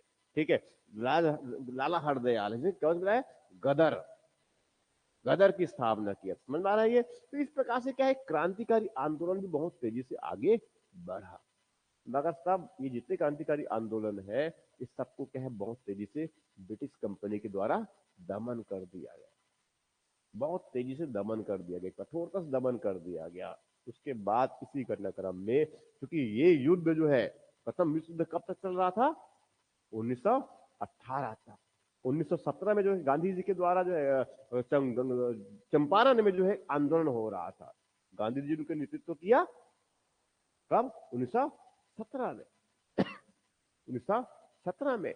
और वहां जो आंदोलन सफल भी हुआ। वैसी जो है 1918 में दो और आंदोलन, एक आंदोलन अहमदाबाद का और दूसरा कौन सा है? खेड़ा का। इस आंदोलन का नेतृत्व किसने किया? गांधी जी ने किया। दोनों सफल भी हुए। तो इस प्रकार से क्या हुआ? गांधीवादी जो आंदोलन की शुरुआत कहां से हो रही है? चंपारण से, अहमदाबाद से, खेड़ा से। इस प्रकार से प्रक्रिया शुरुआत हुआ। 18 में जो है जब युद्ध समाप्त हो गया, उसमें परेशान किसने किया हुआ था? ये क्रांतिकारी नेताओं ने परेशान किया था, क्रांतिकारी आंदोलनकर्ताओं ने ब्रिटिश को परेशान किया था। इसीलिए अब उन क्रांतिकारियों को दमन करने के लिए एक नया कानून बनाने के लिए रॉलेट सिडनी की अध्यक्षता में एक आयोग बना दिया कि वहां सलाह दे कि ऐसे जो है क्रांतिकारी जो है जो भय के बेसिस पर बड़ी बड़ी मात्रा में जो है आतंक फैला रहे हैं, ऐसे लोगों को दमन करने के लिए नए कानून बनाया जाए। तो नए कानून कैसे बनाए, उनकी सलाह देने के लिए एक आयोग बना दिया गया। किसकी अध्यक्षता में? रॉलेट सिडनी की अध्यक्षता में। रॉलेट सिडनी की अध्यक्षता में उसने रिकमेंडेशंस दिया, उसके बेसिस पर कानून बना। कौन सा? रॉलेट एक्ट, काला कानून जिनमें कहते हैं। कौन सा बोलते हैं? काला कानून। बिना सुनवाई के ही जो है सीधे जेल में। ठीक। इसके साथ साथ जो है ये तो किसके लिए हुआ? क्रांतिकारियों के लिए। अब कांग्रेस के नेताओं को उनको संतुष्ट करना है ना, तो क्या किया? मॉन्टेग्यू चम्सफोर्ड सुधार की घोषणा कर दिया 1917 में। समझ में आ रहा है ये? अब कांग्रेस के नेता थोड़ा सा कुछ दिन के लिए फिर साथ बैठ गए, कुछ मिल गया संतुष्ट करने के लिए। इस प्रकार से क्या है 1917 की बात कर रहा है। फिर धीरे करके जब कहां तक पहुंच गए? 1917, 18 और 19 कानून तो बन गया है। कौन सा? Rowlatt act. अब रॉलेट एक्ट के द्वारा जो है कोई भी जो एक्टिविटीज किए जाएंगे सब सब के सब क्या है उस कानून के दायरे में होंगे। बहुत कठोर कानून है। इस कानून के ही बड़ी मात्रा में विरोध किया गया। इस कानून में जो बड़ी मात्रा में विरोध किया गया। विरोध की प्रक्रिया सभाई के कहीं पर थोड़ा सा छोटे लोगों का समूह है और कहीं पर थोड़ा सा ज्यादा लोगों का समूह है विरोध करने वालों में से है। इसी क्रम में जो है विरोध की प्रक्रिया में ही जो है एक एक जगह कहां पर? पंजाब के अमृतसर में। कहां पर? जलियांवाला बाग। कौन सा बाग? जलियांवाला बाग। वहां पर उन कुछ विरोध कर रहे थे।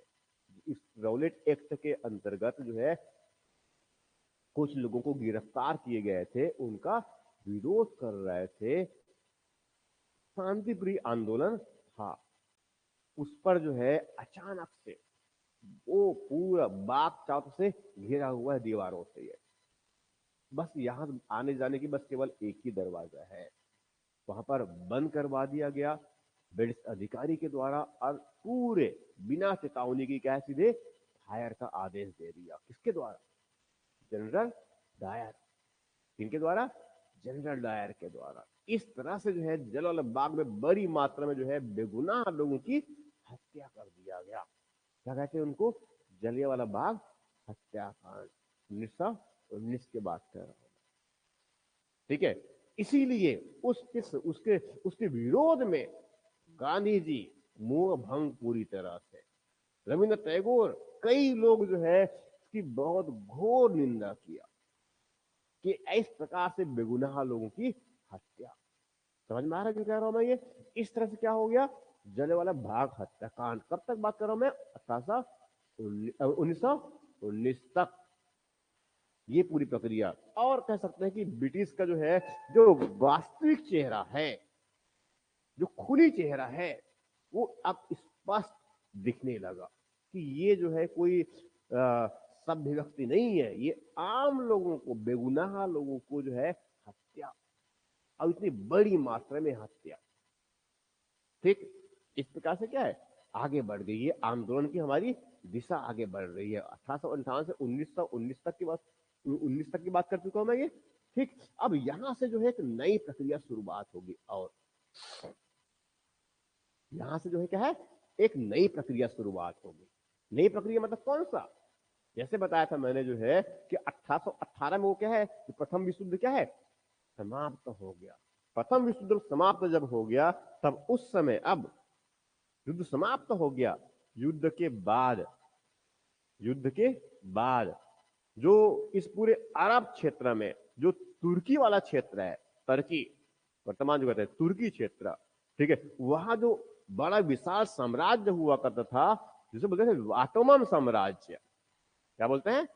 ऑटोमन साम्राज्य। वो ऑटोमन साम्राज्य जो है अब टूट गए, बिखर गए, उनका विभाजन कर दिया गया।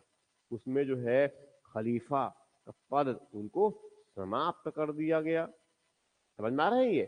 उनके राज्य को आपस में क्या है, बांट लिया गया, विभाजित कर दिया गया। किनके द्वारा? प्रथम विश्व युद्ध में जो जीते, जो विजय हुए। और उसी समूह में कौन सम्मिलित था? ये ब्रिटिश लोग भी। उस पर शासन किसका था? पूरे किसका? मुस्लिम, मुस्लिम समुदाय का था ना ऑटोमन साम्राज्य में।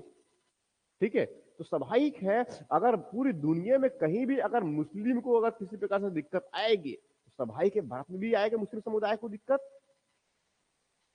राइट? इसीलिए जो है तब जब ऑटोमन साम्राज्य को जो है विघटित कर दिया गया, विघटित कर दिया, उनकी मर्यादा समाप्त कर दिया, तो ब्रिटिश के विरोध में जो है पूरी दुनिया में तो विरोध हुआ ही हुआ, भारत में भी उनका विरोध। अब भारत में विरोध का मतलब क्या? एक आंदोलन, ब्रिटिश के खिलाफ एक आंदोलन नवंबर 1919 में गांधी जी के द्वारा उनको और मोबिलाइज किया गया, आंदोलन करने के लिए और प्रेरित किया, और एक आंदोलन शुरुआत हो गया। कौन सा आंदोलन? खिलाफत आंदोलन। कौन सा आंदोलन? खिलाफत आंदोलन। और यही खिलाफत आंदोलन को और आगे बढ़ाते हुए गांधी जी ने 1920 में ब्रिटिश के साथ कोई सहयोग नहीं करेंगे, कानून को लागू करने में सहयोग नहीं करेंगे, ऐसा करके जो है वहां एक आंदोलन, कौन सा आंदोलन? असहयोग आंदोलन। असहयोग आंदोलन मतलब क्या है? कोई सहयोग नहीं, कानून को हम लागू करने में सहयोग नहीं करेंगे, कानून बनाएंगे हम, कानून तोड़ेंगे। समझ में आ रहा है जो कह रहा हूं भैया? इस प्रकार से क्या हुआ, 1920 में जो है आंदोलन कौन सी शुरुआत हो गया, कौन शुरुआत हो गया? ये असहयोग आंदोलन 1920 में है, राइट? अब ये आंदोलन तेजी से आगे बढ़ने लग गया। बड़े बड़े जो है नेता और कुछ बड़े युवा लोग भी, जैसे भगत सिंह भी उस समय तक भाग ले रहे हैं। ठीक, युवा नेता है सब, ये सब भाग ले रहे हैं ये। ठीक, अब ये आंदोलन जो है 1920, 21 और 22 के शुरुआती दौर तक आगे बढ़ा। आंदोलन जो है अब लगातार क्या है, 1920 अगस्त से शुरुआत की है ना, ठीक है, वहां जो है 20 के बाद अगस्त से दिसंबर, जनवरी, 21 पूरे साल भर चला। अब 22 से पहुंच रहे हैं कब? फरवरी तक। सुना रहा ना ये? 5 फरवरी को 1922 में कहां पर? चौरी चौरा में आंदोलनकर्ता जो है, जब कोई पुलिस वाला जो है उस पर आंदोलनकर्ताओं पर जो है वहां परेशान किया हुआ था,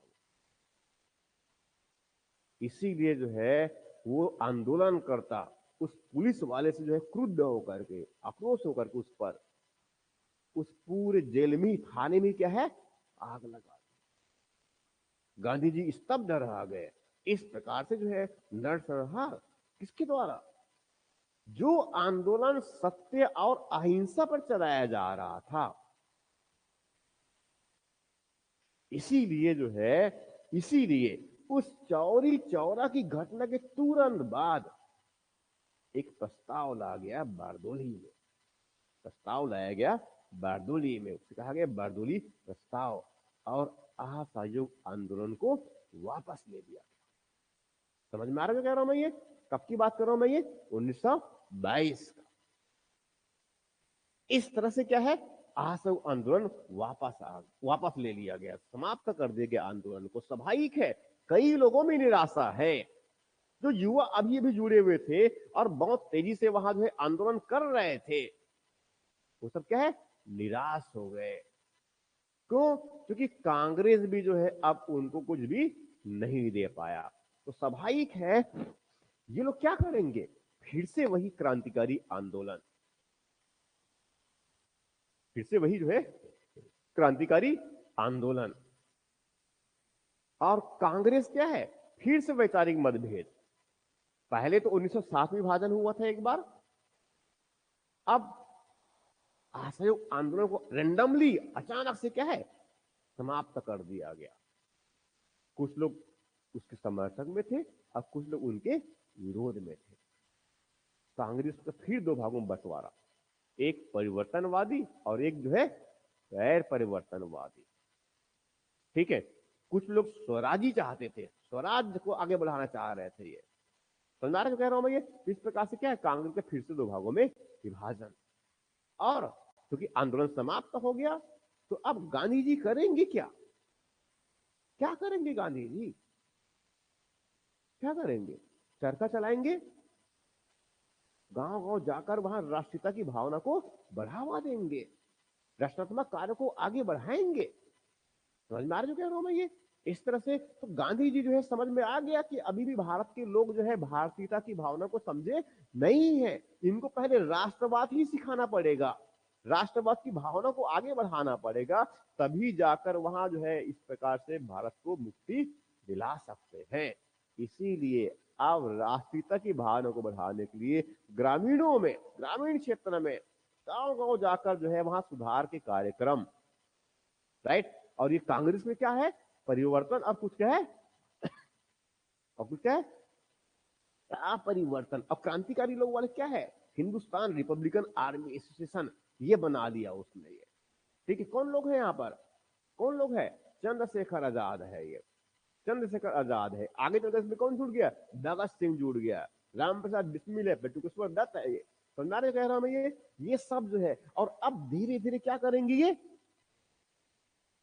धीरे क्या करेंगे, अब ये जो है अपना कौन सा काम करेंगे, वही आंदोलन वाला, कौन सा, क्रांति, भय, आतंक के बल पर। तो क्या करेंगे, बड़े बड़े कांड करेंगे। बड़े कांड का मतलब कौन सा, काकोरी डैकेटी, काकोरी में जो है धन को लूट लेना ट्रेन से, ये समझा रहे? ये एक बदनाम अधिकारी हुआ करता था सैंडर्स, उनकी हत्या कर दिया भगत सिंह ने, समझा रहे हैं? वैसी केंद्रीय विद्यालय में, केंद्रीय विधानसभा में, सेंट्रल हॉल में बम फेंक दिया, किसने, भगत सिंह। तो लोग और उनके साथ में थे, एक व्यक्ति और था उनके पास में, ये कब, 1929 में। उनके बाद फिर इसी घटनाक्रम में चंद्रशेखर आजाद, पहले व्यक्ति कह सकते हैं, अंतिम व्यक्ति कह सकते हैं, जो कभी भी ब्रिटिश की गिरफ्त में नहीं आए, राइट। और लास्टली जो है शहीद पार्क, जिनको पहले अल्फ्रेड पार्क कहा जाता था, तो क्या बोलते हैं, शहीद पार्क। शहीद पार्क मतलब कौन, चंद्रशेखर आजाद। ठीक है, 1931 में जो है मुठभेड़ हो गया, किनके साथ में, किनके साथ में, कुछ ब्रिटिश सैनिक के साथ में, ये पुलिस लोगों के साथ में उनको क्या हो गया, मुठभेड़ हो गई। मुठभेड़ मतलब क्या हुआ कि धोखे से सामने हो गया उनका, किसी गुप्तचर ने पुलिस वाले को जो है इत्तला कर दिया कि यहां पर आजाद यहां है, समझा रहे ये। और अचानक से कल्पना नहीं किया था, और अचानक से क्या है, पुलिस वाले उस बाग में घुस गए। ठीक है, उनके पास थोड़ा छोटा सा वाला था पिस्टल, समझ रहे ना, ये किसके पास है, चंद्रशेखर आजाद। ठीक है, धीरे से जो है वहां जो एक पेड़ था, वहां पर एक बड़ा सा पेड़ था, उस पेड़ के जो है ओह लेकर के जो है अब गोली गोली चलाना शुरू कर दिए। एक तरफ जो है चंद्रशेखर आजाद, दूसरी तरफ क्या है, और दो लोग बस ये, समझ में आ रहा जो कह रहा हूं मैं ये? ठीक है, और इसी बीच फिर जो है, क्योंकि अब तो फायरिंग हो रहा है ना, दोनों में, दोनों तरफ से फायरिंग, ठीक है, दोनों तरफ से फायरिंग हो रहा है ये। और उसी बीच फिर जो है आजाद को जो है गोली भी लग जाता है, राइट। और यहां जो है शहीद हो गए। स्वाभाविक है, अचानक से जो है बड़ी सुर्खियां बन गई है, समझ में कह रहा हूं मैं ये। और धीरे धीरे जो है चंद्रशेखर आजाद ऐसे जो क्रांतिकारी, उनकी लोकप्रियता और बढ़ती चली गई, राइट। ठीक। अब लोकप्रियता इतनी ज्यादा है कि वो उस पार्क में लोग इकट्ठा होना शुरू हो गया। और कहां पर? उस पेड़ के किनारे, पेड़ के नीचे इकट्ठा शुरू हो गए। यहां पर शहीद हुए हैं हमारे जो बड़े नेता है। समझ में आ रहा है ये? ब्रिटिश सरकार इतना परेशान हो गई कि पेड़ को ही कटवा दिया। क्यों? क्योंकि ये उनकी पहचान बन चुकी है। तो नारा जो कह रहा हूं मैं इस तरह से, हालांकि अब बाद में उस पर और पेड़ लगा दिया गया है, ठीक, इस तरह से। तो अब ये क्या हुआ कि ये जो इसी घटनाक्रम में क्या है, अब ये जो है यहाँ पर क्या है, केंद्रीय बम फेंक दिया गया। और उसके बाद फिर क्या है, भगत सिंह, राजगुरु और सुखदेव 1931 में क्या है, इनको फांसी दे दिया गया, जानते हैं जी। ठीक। अब ये घटनाक्रम तो हो गया, क्रांतिकारी घटनाक्रम आगे बढ़ा। इसके साथ साथ अब राष्ट्रवादी जो आंदोलन कैसे आगे बढ़ रहा था, हमने छोड़ दिया था उस तरफ, ठीक है। वो परिवर्तनवादी और जो है वो अपरिवर्तनवादी में बढ़ गए थे, ठीक है। अब हम आगे बढ़ा रहे हैं, उनको आगे बढ़ा रहे हैं। क्या हुआ अब 1919 में जो है भारत परिषद अधिनियम जो लागू किया था, उसमें प्रावधान था कि 10 वर्ष बाद इस कानून को रिव्यू किया जाएगा। और इसीलिए जो है उसके रिव्यू के लिए एक आयोग बनाया गया। कौन सा आयोग? साइमन आयोग। कौन सा आयोग? साइमन आयोग। साइमन आयोग में जो है अध्यक्ष कौन है? सर जॉन साइमन है। अध्यक्ष कौन है? साइमन है ये, ठीक है। बेसिक काम क्या है उनका कि वहां जो है ब्रिटिश सरकार को वहां रिपोर्ट देगा। किस बात के लिए? किस बात का रिपोर्ट देगा? क्या भारत परिषद अधिनियम 1919 में जो उत्तरदायी सरकार की जो स्थापना किया गया है सीमित मात्रा में, क्या उनको और आगे बढ़ाया जाए? समझ में आ रहा है जो कह रहा हूं मैं ये? इस तरह से। और आगे भविष्य में भारत पर शासन करने के लिए हम कानून किस प्रकार से बनाए, इन सब पर उनको रिकमेंड करना था। इस तरह से 1927 में गठित किया गया था, नवंबर 1927 में। और वो 1928 में भारत पहुंचा। कौन सा आयोग? साइमन आयोग, साइमन कमीशन। ये रिपोर्ट देना था इनको भारत में राजनेताओं से विचार विमर्श करके, ठीक है। रिपोर्ट दिया उन्होंने 1930 में रिपोर्ट दिया था हालांकि ये। उसके बाद जब साइमन कमीशन के जब लोग आए भारत में, तो सब कौन है ये? सब कौन है ये? ब्रिटिश है, एक भी भारतीय नहीं है। कानून किसके लिए बनाया जाना है? भारतीयों के लिए बनाया जाना है, मगर एक भी इसमें कोई भारतीय नहीं है। बड़ी मात्रा में विरोध किया गया, साइमन गो बैक नारा दिया गया, साइमन वापस जाओ। मुंबई पहुंचा, मुंबई से ही उनका विरोध की प्रक्रिया शुरुआत हुआ। विरोध इतना बड़ी मात्रा में, इतनी बड़ी मात्रा में कि लाला लाजपत राय, लाला लाजपत राय, उसी विरोध की प्रक्रिया में पुलिस की जो है लाठीचार्ज हुआ। मूल लाठीचार्ज में जो है वहां घायल हो गए। और उसी के बाद जो है उनका देहांत भी हो गया। समझ में आ रहा है जो कह रहा हूं मैं ये? इससे जो है आक्रोश और बढ़ गया। बड़ी लोकप्रिय नेता हुआ करते थे ये। इस तरह से क्या है, ये प्रक्रिया आगे बढ़ती चली गई, ठीक। इसलिए जब उसमें बड़ी मात्रा में जब ये विरोध करना शुरू कर दिए साइमन कमीशन का, तो भारतीयों को चैलेंज दिया गया, भारत के नेताओं को चैलेंज दिया गया ब्रिटिश सरकार के द्वारा कि वहां ही ऐसा कोई प्रस्ताव लेके आए जिसमें हिंदू मुस्लिम सभी दल के है सहमत हो। इसीलिए जो है मोतीलाल नेहरू की अध्यक्षता में 9 सदस्य एक समिति बनाया गया, और कि वहां संविधान के कानून के प्रारूप को तैयार करे। अब मगर उसमें क्या है, शर्त क्या है? सभी के सभी क्या होना चाहिए? सहमति होना चाहिए। कोई भी एक अगर असहमत होगा तो वहां स्वीकार नहीं करेंगे। तो नाम मात्र कहने के लिए है, संतुष्ट करने के लिए, ठीक है। और इस प्रकार से क्या है, 1928 में नेहरू के नेतृत्व में, मोतीलाल नेहरू के नेतृत्व में जो है एक रिपोर्ट तैयार किया गया, जिनको क्या कहते हैं, नेहरू रिपोर्ट। ये कब हुआ, 1928 में। रिपोर्ट में क्या होगा, सभाई के भारत के लिए अच्छी बातें कहेंगे, वो कहेंगे ना, अच्छे सुधारों की मांग करेंगे। क्या मांग करेंगे हम, औपनिवेशिक स्वराज। क्या मांग करेंगे, औपनिवेशिक स्वराज की मांग करेंगे, मौलिक अधिकारों की मांग करेंगे। मौलिक अधिकार, 19 मौलिक अधिकारों की मांग की है हमने ये। ठीक है, किसकी मांग करेंगे, संघ की भारत की स्थापना की बात करेंगे ये, प्रांतीय स्वायत्तता की बात करेंगे ये, सुधारों की बात करेंगे हम। समझ आ रही है, तो ये सब किसमें नेहरू रिपोर्ट में। तब 1928 में। इसी घटनाक्रम के साथ साथ ही जो है 1929 में कांग्रेस का वार्षिक अधिवेशन हुआ। 28 में भी हुआ था, मगर पर्टिकुलरली किसकी बात कर रहा हूं मैं, 1929 में। तब कांग्रेस का वार्षिक अधिवेशन हुआ लाहौर में। उसमें अध्यक्ष बनाया गया युवा व्यक्ति कांग्रेस के, कौन, पंडित जवाहरलाल नेहरू अध्यक्ष बनाया गया। और उन्होंने एक प्रस्ताव रखा, कैसे, पूर्ण स्वराज्य का। इसका पूर्ण स्वराज्य। इसके पहले क्या डिस्कस किया था मैंने, स्वराज्य का। स्वराज्य ही मेरा जन्मसिद्ध अधिकार है और इसको मैं लेकर ही रहूंगा। कौन कौन कहता है ऐसा, अभी तो मैंने कहा, पहले किसने कह रखा है ऑलरेडी, ये बाल गंगाधर तिलक। समझ रहा है ये, इस तरह से ये। तो अब यहां पर जो है पूर्ण स्वराज, पूर्ण स्वराज की मांग कब, 1929 में। किस अधिवेशन में, लाहौर अधिवेशन में। किस अधिवेशन में, लाहौर अधिवेशन में। और उसी के लिए फिर आगे जो है 26 जनवरी को 1930 में क्या मनाया गया, समझ में आ रहा हूं ये, सांकेतिक रूप से। इसके बाद इसी घटनाक्रम में जो है किसान आंदोलन भी हुए और कुछ श्रमिक आंदोलन भी हुए। छत्तीसगढ़ में भी श्रमिक आंदोलन हुए, किसान आंदोलन भी हुए। इसी समय की बात कर रहा हूं मैं ये। ठीक, अब ये इस प्रकार से घटनाक्रम क्या है, हम आगे बढ़ रहे हैं। आगे बढ़ने का मतलब क्या है, अब हम 1928, 29 और आगे 30 वाला फेज आया। अब आगे 30 वाला फेज आया। आंदोलन की जो फेज कौन सा चल रहा है, अब 1930 से लेकर के 35 तक।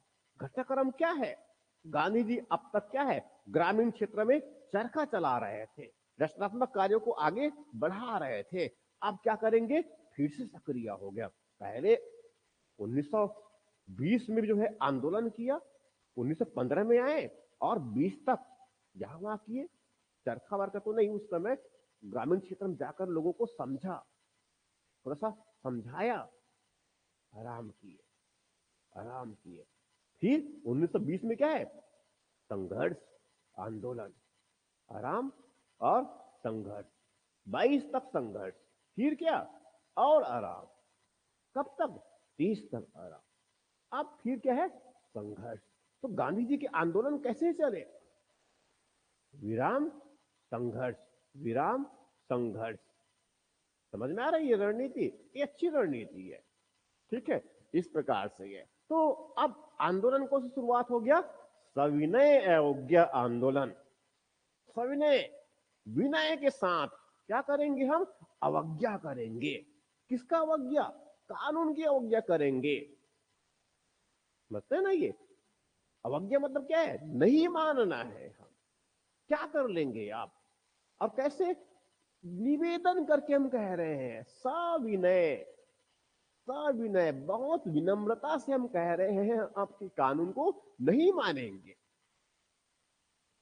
आंदोलन शुरुआत हुआ कब, 1930 में। गांधी जी जो है 11 सूत्री मांग रखा। गांधी जी ने क्या किया, 11 सूत्री मांग रखा। ठीक, अगर ये पूर्ति अगर नहीं किया तो क्या करेंगे, वो आंदोलन करेंगे। दांडी यात्रा भी हुआ। समझ में आ रहा है जो कह रहा हूं भैया, नमक बनाने की भी घटनाक्रम हुए इसमें, कई प्रकार से है। इस तरह से ये, अब ये जो है, जो सविनय अवज्ञा जो आंदोलन जो है, 2 चरण चले इसके। कौन सा है, 2 चरण है ये। दांडी यात्रा जानते हैं, ठीक है, साबरमती से लेकर दांडी तक नमक बनाने की प्रक्रिया शुरुआत हुआ। चले अकेले 76 लोग, फिर और आगे बड़ी मात्रा में 2-4 ऐसे क्या है, पूरा एक क्या बन गया, जन आंदोलन बन गया। ठीक है, क्यों? आंदोलन के जो है कारक में क्या तत्व है, सोडियम क्लोराइड है। मतलब कौन, नमक। राष्ट्रीय प्रतीक के रूप बन गया, राष्ट्रवाद का प्रतीक कौन बन गया, नमक। हर कोई तो स्वाभाविक इसका प्रयोग करता ही है ना। राष्ट्रीय आंदोलन को बढ़ाने के लिए नमक का प्रयोग किया गया, इतनी साधारण चीजों को समझ में आ रहा है ये, इस तरह से है। तो अब क्या है, सविनय अवज्ञा आंदोलन तेजी से आगे बढ़ना शुरू हो गया। अब नमक बनाने की प्रक्रिया शुरुआत हो गया। गांधी जी जो है वहां पर दांडी में नमक बनाए। ठीक है, अब कुछ लोग छत्तीसगढ़ में नमक बना रहे हैं। रविशंकर शुक्ला, पंडित रविशंकर शुक्ला है यहाँ पर। कुछ लोग तो जो है अब नमक बनाने के लिए समुद्र का पानी नहीं मिल रहा, क्या है, नाले के पानी से, गटर के पानी से नमक बना रहे हैं। कुछ लोग तो लेब में ही नमक बना रहे हैं। नमक बनाकर के जो है कानून तोड़ना है ना, तो नमक बनाने से कानून कैसे टूटेगा। नमक बनाना जो है उस समय जो है आम लोगों के लिए गैर कानूनी है। नमक बनाने के लिए क्या है, लाइसेंस लेना पड़ता था ब्रिटिश काउन से, ब्रिटिश सरकार से। ये इसीलिए उस नमक को बना करके जो है जो नमक नहीं बनाया जाना है उस कानून का विरोध करना, तोड़ना। और जहां पर नमक नहीं बना सकते वहां पर जंगल कानून को तोड़ो। 1927 में लागू किया हुआ जंगल कानून है, उस कानून को तोड़ो। कुछ भी करके क्या करना है, कानून को तोड़ना है। अब जंगल कानून तोड़ने के लिए क्या करेंगे, जंगल कानून तोड़ने के लिए क्या करेंगे, जंगल में जो आरक्षित क्षेत्र है जहां पर पशुओं को चराई मना है, पशु को भेज देंगे वहां पर, छोड़ देंगे पशुओं के चरने के लिए। क्या है, कानून तोड़ गया। समझ में आ रहा है जो कह रहा हूं मैं, इस तरह से। ये तो ये जैसी भी करके क्या है, कानून को तोड़ रहे हैं। मगर हम बहुत विनम्रता से कह रहे हैं हम कानून जरूर तोड़ेंगे, राइट।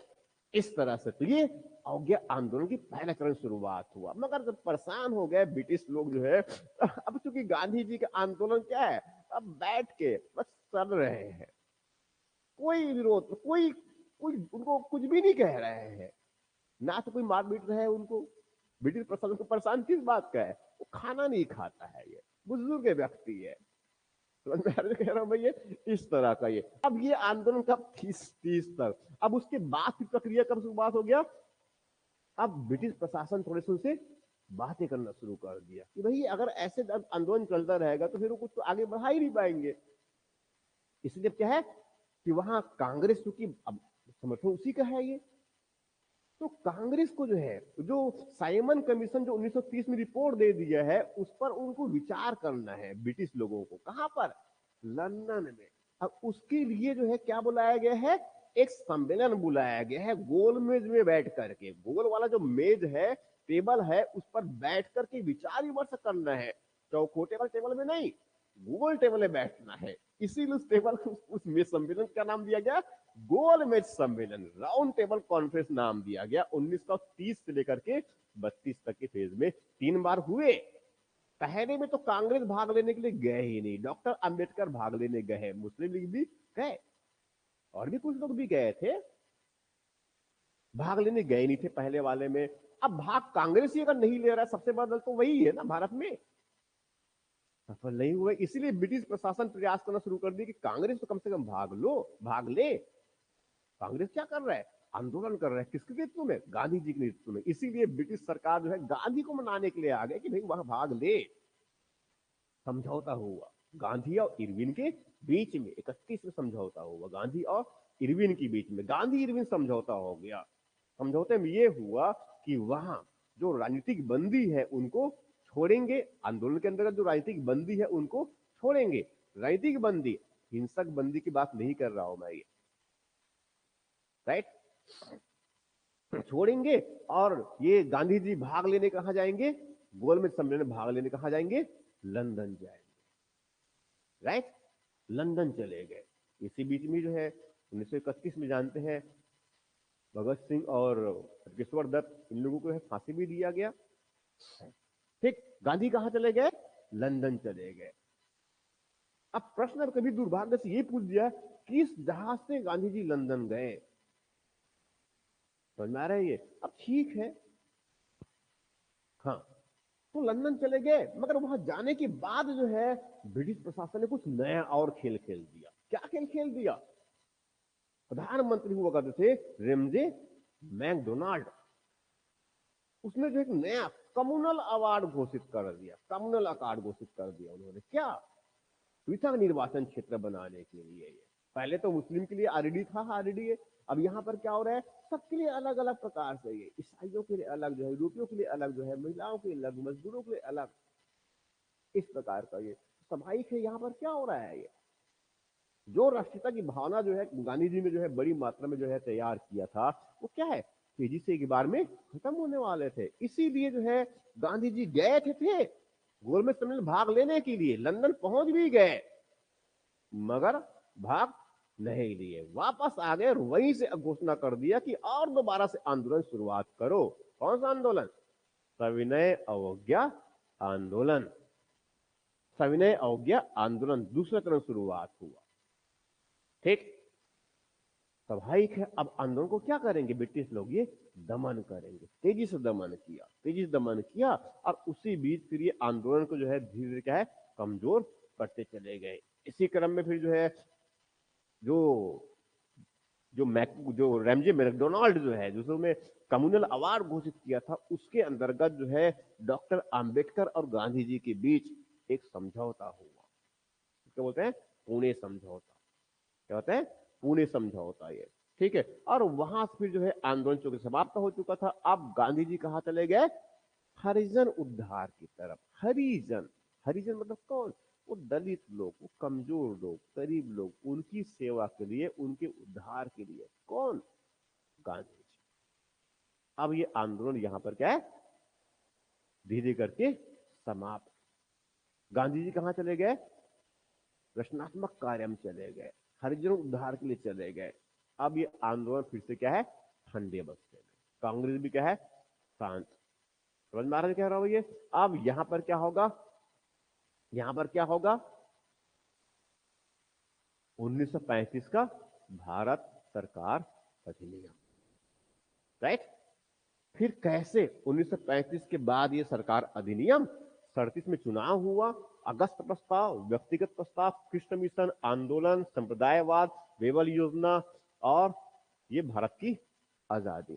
कल थोड़ी सी करेंगे बस इस पर, 10 मिनट की बात है। और उसके बाद फिर हम शुरुआत कहां से कर लेंगे?